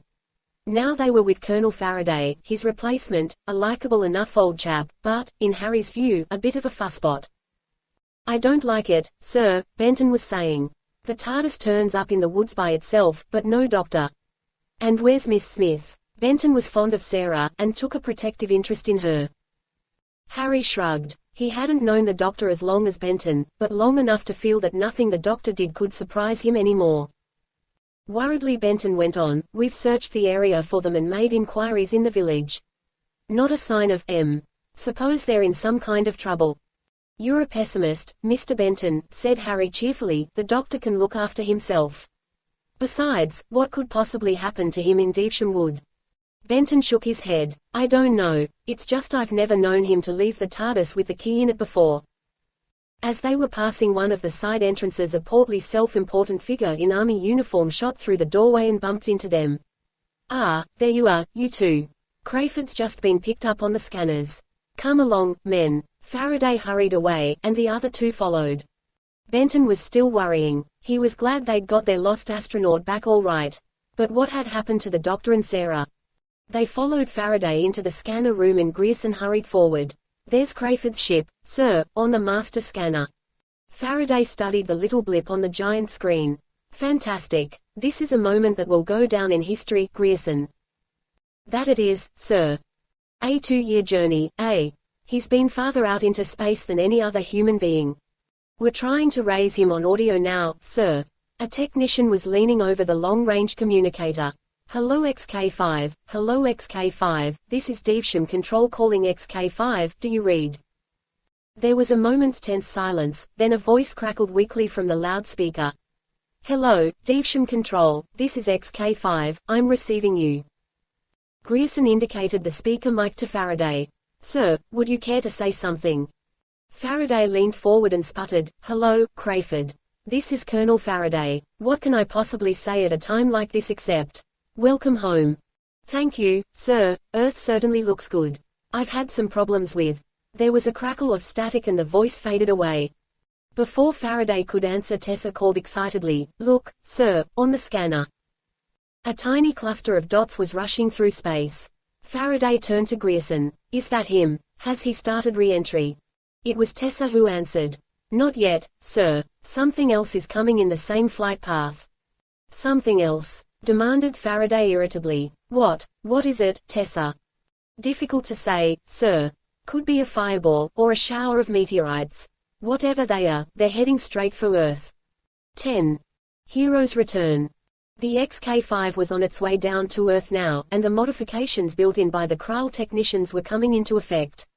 In the leading bay the space shells slid one by one across the racks and towards the launching tubes. 2 more jolted towards the exit point. Sarah lay in one, the doctor in the other. Sarah clenched her teeth in an effort not to scream as she felt her canister slide towards the launch tube. There was a rumble, a jolt, and she felt herself dropping into endless space.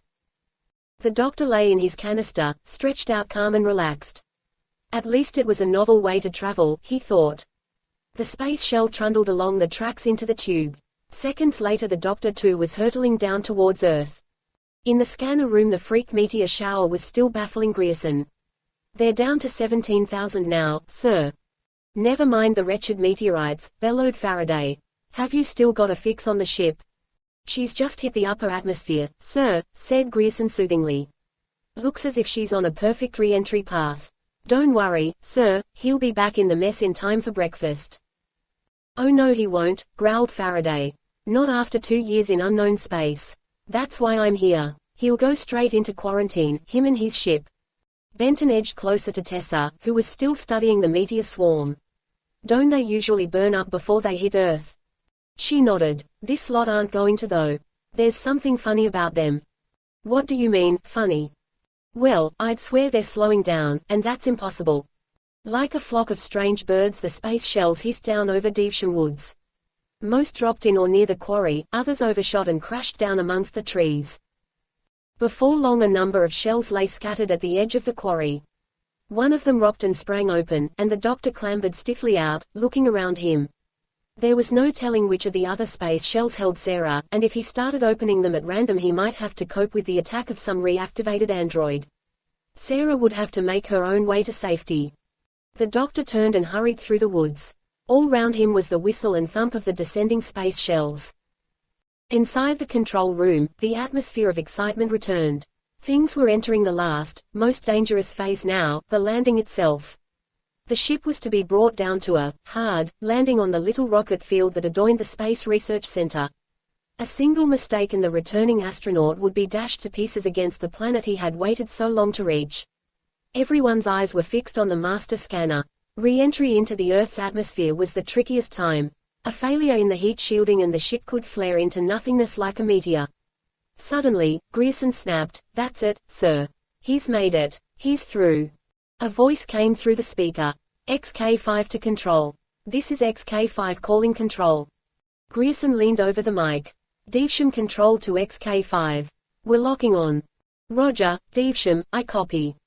Grierson's voice was calm and level. He might have been carrying out the simplest of test routines. "Ignition minus 30 seconds. On my mark, mark."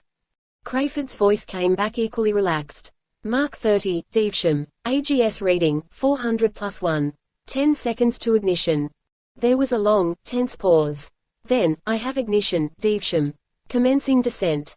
A technician's voice began droning out the instrument readings. Altitude 40,000 meters. 39. 38,000. Descent velocity 650 meters per second. Faraday turned to Harry Sullivan. "He'll be landing in just a few seconds, Sullivan. I'll want you to give him the preliminary checkup." "Got everything you need." Harry held up the traditional black bag. "The tools of the trade are all in here, sir." "Good man."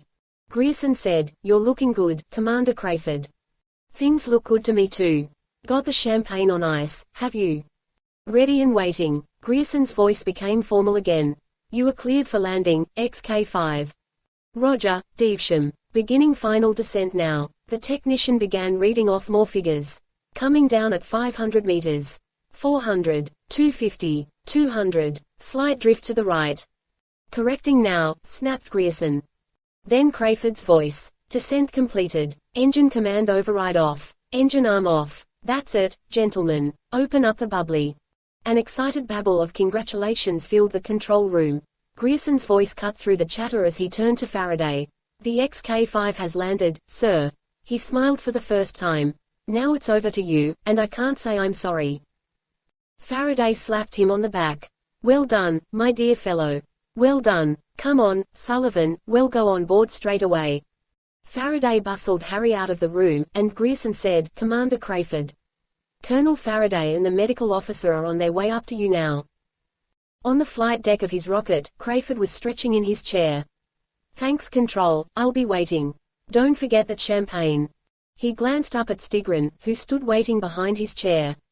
The Kral scientist smiled. Good, Crayford. As you say, we shall be waiting. The doctor hurried up to the main entrance to the Space Research Center, hoping that none of the androids had arrived before him. The precise arrival point of the shells was a matter of pure chance, and if some had landed very close to the center. This time everything was as it should be. There were armed sentries at the gate, and Corporal Adams came hurrying out to meet him. "Can you tell me where I can find Colonel Faraday?" demanded the doctor. "I think he's in the scanner room, sir." The doctor made to go inside, and Corporal Adams said firmly, "Excuse me, sir, I'll need to see your pass." The doctor fished through a number of pockets and finally managed to produce the special pass the brigadier had given him. It was lucky he still had the thing. He hated identification papers and passes, and usually managed to lose them. Adams checked the pass carefully. "Very good, sir. You can go ahead." "Thank you." The doctor set off for the main steps and then turned back. "Do you know who I am?" "Yes, sir, scientific advisor, aren't you? You came here once with Brigadier Lethbridge Stewart." "That's right. Now, listen carefully. Is this the first time you've seen me today?" "What's that, sir?" "It's a simple enough question, surely. Is this the first time I've been in here today?" "Yes, sir," said Adams woodenly. The doctor nodded, satisfied. "Good. Now if you should see me again today, I want you to report it to me immediately. I'll be with Colonel Faraday." The doctor disappeared inside the building. Adams stared after him. "Talk about your mad scientists." In the scanner room everything was winding down. Technicians were sipping machine-made coffee and discussing the recent landing. In the corner, Benton was busy with a personal telephone call. "Okay, then," he was saying, 8 o'clock outside the Chinese takeout. "And don't be late." "You've got her well trained," said Grierson cheerfully. Benton looked embarrassed. "It's my kid sister. She's coming down to see me this evening. I promised to take her to the village dance." He broke off in astonishment as the doctor sailed into the room. "Doctor, where on earth have you been?" The doctor grinned and shook him by the hand. "Not on earth at all, actually." "You realize we've had search parties out for you," began Benton indignantly. The doctor interrupted him. "Where's Colonel Faraday?" "Gone over to the rocket with Mr. Sullivan. You know Commander Crayford's just landed, Doctor." "I do indeed," said the doctor grimly. "Now listen, we've got to stop them." He turned to Grierson who had been looking on in amazement. "Call them back." Grierson was shocked. "I can't do that, Doctor. The Colonel would be furious." The doctor looked ready to explode and Benton said warningly, "Better do as the doctor says, sir. He usually knows what he's doing. I'll take the responsibility." "Very well, if you're sure." Grierson went to the microphone. "Hello, Devsham Control to Rocket Field. Is Colonel Faraday there?" A voice said, "He's in the rocket elevator with Dr. Sullivan." Grierson adjusted a monitor screen, and tapped the doctor's arm. "I'm afraid you're too late, Doctor. Look." On the screen they could see Crayford's XK-5 rocket standing in the middle of the little field. A support gantry had been wheeled in place around it, and they could see the tiny cabin of the elevator by the rocket entrance. The doctor pushed Grierson aside. "You at the rocket field. Is there a communication set up in that elevator?" "Why, yes sir, but..." "Then patch me through to them, now." Such was the authority in the doctor's voice that the man obeyed without question. There was a crackle and a voice said, "You're through to the elevator now, sir." "Hello, Harry Sullivan," said the doctor urgently. "Harry, can you hear me?" Harry's astonished voice said, "Doctor. Is that you?" "Yes it is. Don't get into that rocket." They heard another voice in the background, "I don't understand. What's going on, Sullivan?" "Just trust me, Colonel Faraday," shouted the doctor. "If you go into that rocket you'll be in the most terrible danger, and so will the rest of the planet." 11. Takeover. For a moment nothing came from the other end but an astonished silence. Then they heard the rumble of Colonel Faraday's voice. "I don't understand, Sullivan. What's the matter with this chap? He must be insane." There was a soothing mumble from Harry Sullivan, more spluttered expostulations from Faraday. Then they heard Harry say, "Really sir, I think we'd better do as the doctor says. We can always come back after we've found out what's worrying him. After all, Commander Crayford's already waited 2 years. He won't be worried about a minute or two longer." To the doctor's relief he heard Faraday mumble, "Oh very well then. Bring that elevator down now, Harry," said the doctor. "I'll explain the whole thing when you get back here." He heard Faraday's voice. Very well, doctor, well, do as you say. But your explanation had better be a good one. Grierson pointed to the monitor. Look, the elevators started down again, doctor. The doctor gave a sigh of relief. Perhaps he'd arrived in time after all. A technician popped his head into the scanner room. Mr. Benton, there's a call for you. Could you take it on the corridor phone? Benton groaned. Probably his sister, saying she'd missed her train. Shan't be a minute, he said apologetically, and slipped out of the room. The doctor was studying the main control console.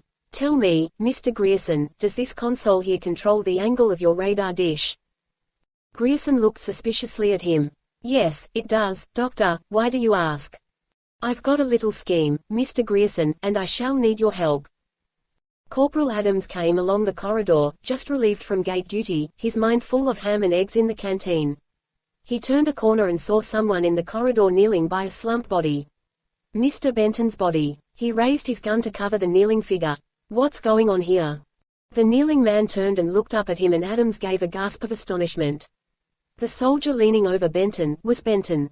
He opened his mouth to shout an alarm, and a savage blow struck him down from behind. The android technician caught the falling body and laid it down beside the body of the real Benton.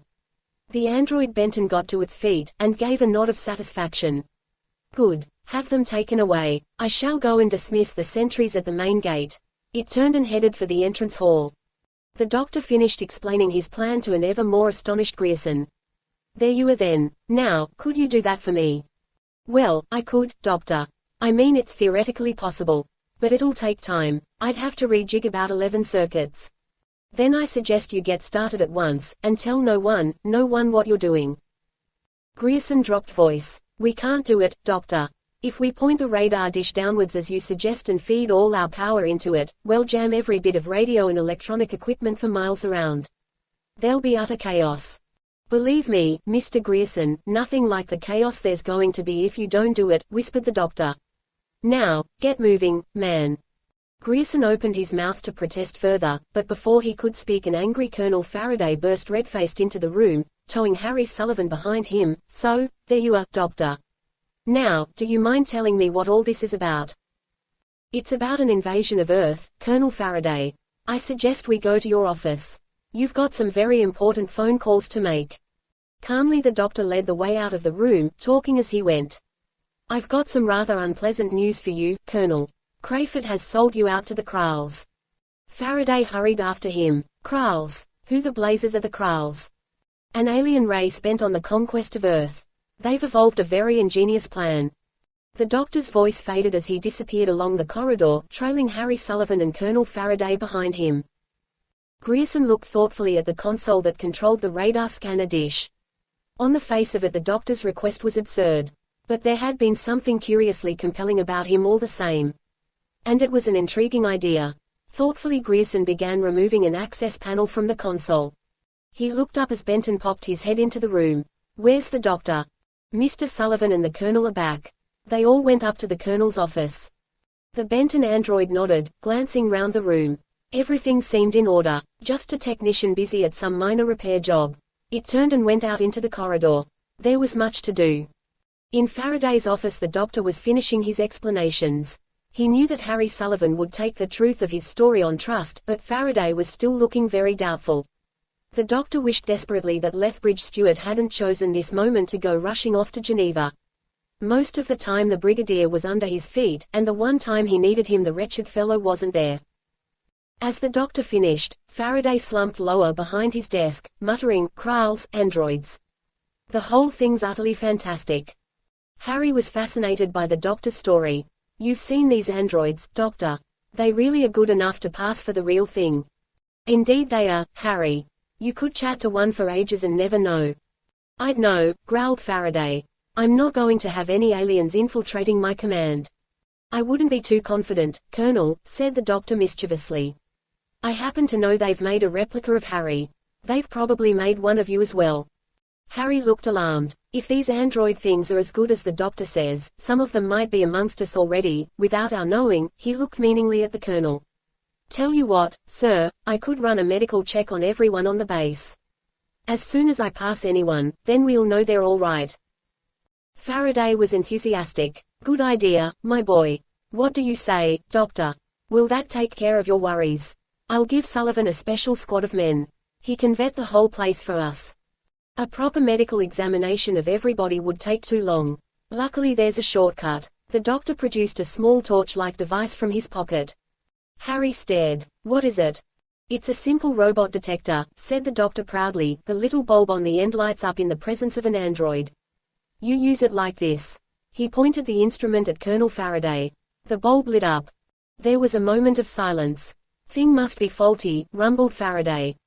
The doctor shook his head. No, I don't think so. It's pretty well foolproof. He pointed the device at himself. The bulb went out. He turned the instrument on Harry Sullivan. The bulb lit up again. I see, said the doctor softly. So, I was too late after all. The real Harry Sullivan and Colonel Faraday did go into that rocket, and they're still there. You two came back down in the elevator, two androids. From behind him an astonishingly familiar voice said, a pity you had to find out, Doctor. We didn't really want any shooting until the takeover was complete. The doctor turned. Standing in the doorway he saw himself, a self that was covering him with a heavy revolver. Cheerfully the doctor said, Hello, Doctor. We've been waiting for you. He studied his other self with some admiration. I must say the likeness is absolutely astonishing. For a moment I thought I was seeing double. Calmly the doctor strolled up to the door and put his hand on the knob. The android doctor raised the revolver. Keep back, Doctor. The doctor smiled mockingly at his other self for a moment, then slammed the door into it, sending the android reeling into the corridor. He whirled round and shoved the other two androids aside. Shielding his face with his arms, he took a flying leap, disappearing through the window in a shower of broken glass. The doctor landed on the lawn just below, thankful the colonel's was a first-floor office. He rolled over, got to his feet and sprinted for the corner of the building. A bullet chipped stone from the wall beside him, and he glanced back to see the android doctor firing from the window. Then he was round the corner and out of sight. He found he was by the main gate, and Sarah was strolling innocently through it. Without even slowing his pace, the doctor grabbed her by the arm and dragged her along after him. They ran round the side of the building and eventually found shelter behind a concrete fuel bunker at the edge of the rocket field. As they crouched down panting, the doctor reached out and solemnly took Sarah's pulse. She stared at him. What are you doing, Doctor? This is a funny time to worry about my health. The doctor grinned. It's my health I'm worrying about, Sarah. I'm just making sure you're really you. Well, I know you're you all right, Doctor. I could hear them shooting at you. What's going on here? Colonel Faraday's voice echoed over the rocket field. Attention all units. It has been confirmed that the person calling himself the doctor is an imposter. He is attempting to sabotage the research center. He is believed to be at large in the area of the rocket field. A saturation search will begin immediately. The doctor looked at Sarah. Does that answer your question? We were too late. The androids have already taken over. Faraday's voice boomed on. This man is armed and dangerous. All military personnel are authorized to shoot on sight. That is all. What's happened to the real Colonel Faraday? The doctor pointed to the rocket. He's in there with the real Harry Sullivan. They're prisoners of Stigron, if they're still alive. Doctor, we've got to help them. We've also got to stop the Earth being taken over, pointed out the doctor. I'm going back inside the center. Is there anything I can do to help? Well, not really. It all depends on whether a chap called Grierson has done what I asked. Right. Then if you don't need me, I'm going to go and help Harry. I'll see you, Doctor. Before the doctor could stop her, Sarah was on her feet and running towards the rocket. The doctor sighed and got to his feet. He was as worried about Harry as Sarah was, but the fate of the entire Earth had to come first. Now, how was he going to get into the center with a gang of armed androids hunting for him? Suddenly the doctor smiled. By turning the enemy's strength against him, of course, and taking advantage of the confusion they themselves were creating. He got to his feet and walked confidently towards the center. Deciding that the main entrance was too public, the doctor walked round the edge of the building until he found a small side door unguarded. Once inside the sprawling building with its maze of corridors, he began working his way towards the scanner room. Things went surprisingly well at first. He seemed to have chosen a relatively quiet area. Suddenly the doctor's luck ran out. He turned a corner and found himself face to face with Benton. For a moment the doctor had a wild hope that this was the real Benton, but he was soon disillusioned. The usually cheerful face was cold and hard, and a gun swung up to cover him. The android cocked the gun with a metallic click. Helplessly the doctor watched its finger tighten on the trigger. 12. Death of a doctor. The doctor remembered that all this had happened before. This time there would be no miracle to save him. Not unless he could manage one himself. He put a slight robotic stiffness into his movements, and deliberately flattened the tone of his voice. Don't be a fool, Benton. Can't you see I'm one of you? He walked straight towards the leveled gun. The android Benton backed away, the gun still raised. The doctor continued his advance. Didn't you hear the colonel just now? The doctor isn't in the building at all, he's over on the rocket field. The gun muzzle was touching the doctor's chest. He stared confidently into the android's face, and suddenly it lowered the gun and stepped back. Sorry, sir. The doctor said casually, that's all right. But keep your wits about you, Benton. Nobody knows who's who around here. Pleased with his little joke, the doctor went on his way. Sarah crouched by the foot of the rocket gantry, staring up at the black bulk looming above her. She looked longingly at the elevator. But using that would be bound to attract attention. Besides, she could scarcely go marching in the front door of the rocket and tell Stigrin she'd come to release his prisoners. She needed some more secret entrance. Like the cargo hatch she and the doctor had got through when the rocket was still on Osidon. She could see the hatch now, but it looked terribly high above her. Still, if she climbed up the gantry and reached across. Sarah shivered. She hated heights, and she'd done this climb once already. It didn't seem fair that she should have to do it again, without the doctor to help her. Still, after announcing she was off to rescue Harry, she couldn't just cower in hiding until some passing android captured her. Screwing up her nerve, Sarah started to climb. The doctor hurried into the control room just as Grierson was making a final circuit connection. Have you finished? Grierson went on working. Almost there. Hurry, man, urged the doctor. There isn't a second to lose. Grierson finished the reconnection and replaced the access hatch. There, that does it. I just have to switch on full power. He crossed to a master power switch on a nearby panel. As his hand touched the switch, a shot rang out. He staggered and fell, clutching his shoulder. The doctor whirled round. The android doctor stood in the doorway, revolver in hand. A clever way to jam android control circuits, doctor. But I'm afraid you weren't quick enough. The doctor went to kneel beside Grierson. The wound was a bad one, but perhaps not fatal. He ripped off the edge of Grierson's white coat and made a pad to put over the wound. He straightened up to face his android self, and it raised its revolver. The doors opened and Crayford hurried into the room. Quickly he took in the scene, the wounded Grierson, and the android doctor covering the real one with its revolver. What's going on here? Emotionlessly the android said, I am about to dispose of the doctor. He has interfered in our plans for the last time. Crayford stepped between them. No. Stigrin promised me there would be no unnecessary killing. You are a fool, Crayford, said the android doctor coldly. Do you really think the Kralls will spare humanity? Stigrin has a virus on board that ship that will kill every man, woman and child in the world. How strange, thought the doctor, that an android should take such pride in the ruthlessness of its creator. Yet perhaps it was natural. Created by Krall technology, such values and emotions as it had were those of Kralls. The doctor's eyes were fixed on Crayford's face. The humanity in Crayford was beginning to break free of the Krall conditioning. In that reviving humanity lay the doctor's only chance of escape. An expression of horror came over Crayford's face. No, I don't believe you, Stigrin wouldn't do that. He's a surgeon, a healer. Look at what he did for me. As always at moments of stress, Crayford rubbed his hand nervously over the black eye patch. The doctor raised his voice. Stigrin did nothing for you, Crayford, nothing whatsoever, except brainwash you. Crayford stared wildly at him. It's not true. He turned to the android. Tell me it's not true. The android said nothing. It stood there patiently, waiting for Crayford to move so that it could kill the doctor. It had no objection to killing Crayford first, but as yet it had not been instructed to do so. You were hijacked by the Kralls, shouted the doctor. They drew your ship off course.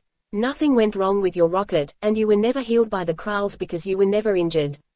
Take off that eye patch and look for yourself. Crayford could see his own face reflected clearly in a nearby monitor screen. Slowly his hand went up to the eye patch. The doctor waited, hoping desperately that his guess was correct.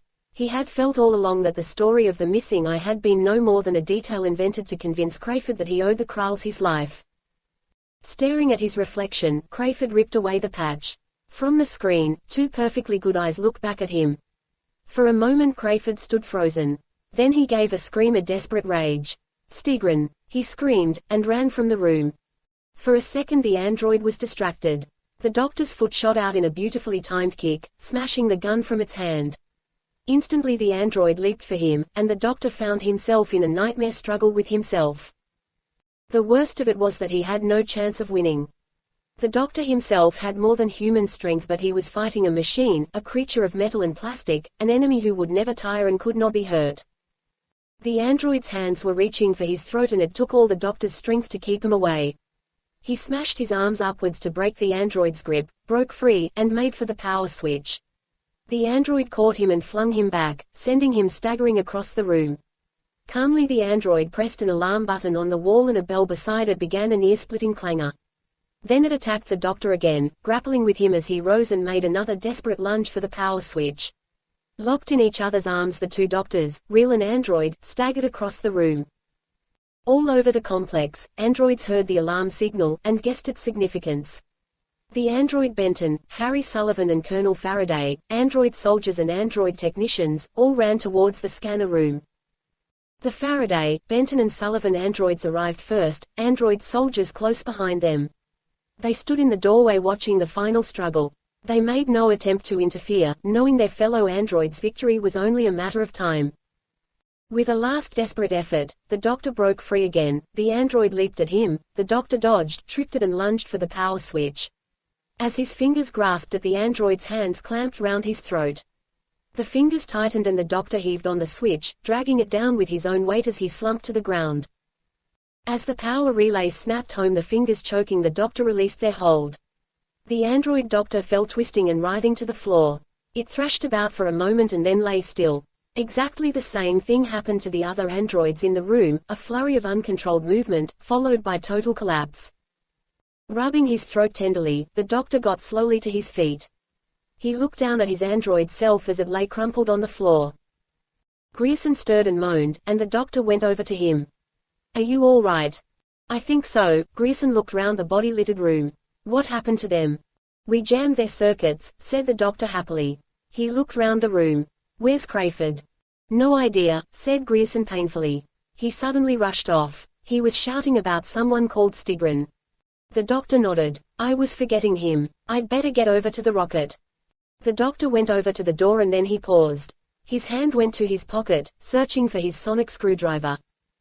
After a long and hazardous climb, much of it with her eyes shut, Sarah managed to wriggle through the cargo hatch. She found herself in the cargo hold she'd shared with the doctor. Colonel Faraday and Harry Sullivan were tied up on the floor. "Harry," said Sarah happily. She went across to him and began unwrapping the plastic bonds. Harry said delightedly, "Sarah, old girl, what on earth is going on?" Sarah grinned. "It's a very long story, Harry. Did you know you had a very nasty twin?" "Twin?" Harry stared blankly at her. "That's right. An android, Harry. It keeps trying to kill me." She finished untying him, and went to help Colonel Faraday. "What's all this about androids, young lady?" he spluttered. "They're robots, duplicates of people on Earth. The doctor will explain." As Sarah finished untying Faraday, she heard a noise behind her and turned. Stigron was covering her with a blaster. He seemed even more astonished than she was. The enterprising Earth girl. Sarah stepped forward and he raised the weapon. "No, don't move. This is a neutron blaster, it will annihilate you immediately." "I heard the sounds of an intruder. I hardly expected to find it was you. I suppose you thought I was still a prisoner on your rotten planet." Stigron shook his massive head in amazement. "I know the doctor managed to escape. I constructed an android of him as a precaution. But you must indeed have a charmed life. What are you babbling about, Stigron? You were to have been the first human victim of the virus that will destroy all humanity." He held up a sealed file. "See, it is here. How did you escape the virus? Did you not drink the water?" "Water?" Sarah was horrified. "You mean that water you sent me in the cell was infected?" Crayford appeared in the doorway behind Stigron. Sarah saw with surprise that he wore no eye patch, and his other eye seemed perfectly all right. Crayford's face was white and his eyes glittered feverishly. Sarah thought he looked like a man on the point of total breakdown. "You have betrayed me, Stigrin," he screamed. Stigrin laughed. "Betrayed you, Crayford. I used you, as I use the androids. But I fear you are no longer of any value to me." He raised his blaster. With the courage of madness, Crayford jumped on him, knocking the blaster aside, and sending the file flying from Stigrin's hand. With a bellow of rage, Stigrin flung Crayford away and fired. The force of the neutron blast slammed Crayford's dead body into the corner of the hold. As Stigrin swung the blaster to cover Sarah and the others, a tall figure appeared in the doorway behind him. "Doctor!" screamed Sarah. "Look out!" Before Stigrin could turn, an arm took him around the throat. The doctor's other hand reached in front of Stigrin, trying to get a grip on the neutron blaster. With a roar of rage, the Kral broke free. He jumped back to get a clear shot, but as he did so, a foot shot out to trip him. Stigrin crashed over backwards. His head thudded down onto the file of virus solution which had rolled unnoticed into the corner. The impact of Stigrin's massive skull shattered the file. A pool of colorless liquid spread around his head. The effect of the virus in its concentrated form was immediate and terrible. Stigrin's head began to dissolve, like a ball of wax in a roaring flame. Soon it was a shapeless, horrible blob. Such was the strength in the stocky figure that the dying Kral's body thrashed about for a moment longer. By some dying reflex, its finger tightened on the trigger. The blaster fired and the full force of its impact took the tall figure standing above him full in the chest. It crumpled and lay still. "No," sobbed Sarah. "No. Oh doctor." She was kneeling to examine the fallen body, when a familiar voice said, "Spare no tears for him, Sarah, he was only an android." Sarah looked up. Standing in the doorway was the doctor, miraculously unhurt. He pointed to the huddled shape beside her. "That was only my replica, an android." Sarah still couldn't take it in. "An android," she said dazedly. "But it attacked Stigrin. I fitted it with a shielding device and then reprogrammed it," said the doctor. "I decided to turn one of their own weapons against them." Sarah straightened up. "Please, doctor, don't ever do anything like that again. One of you's quite enough." The doctor smiled and helped her to her feet. There was still much to be done. The immobilized androids would have to be collected and dismantled before the low-level scanner beam could be switched off. But soon life in the Space Research Center, and in Devsham Village, would return to normal. Marshal Cherokee would wait in vain for Stigrin's signal to bring the invasion fleet of the Kralls to an unsuspecting Earth. With Stigrin dead, his master plan had come to nothing. The android invasion was over.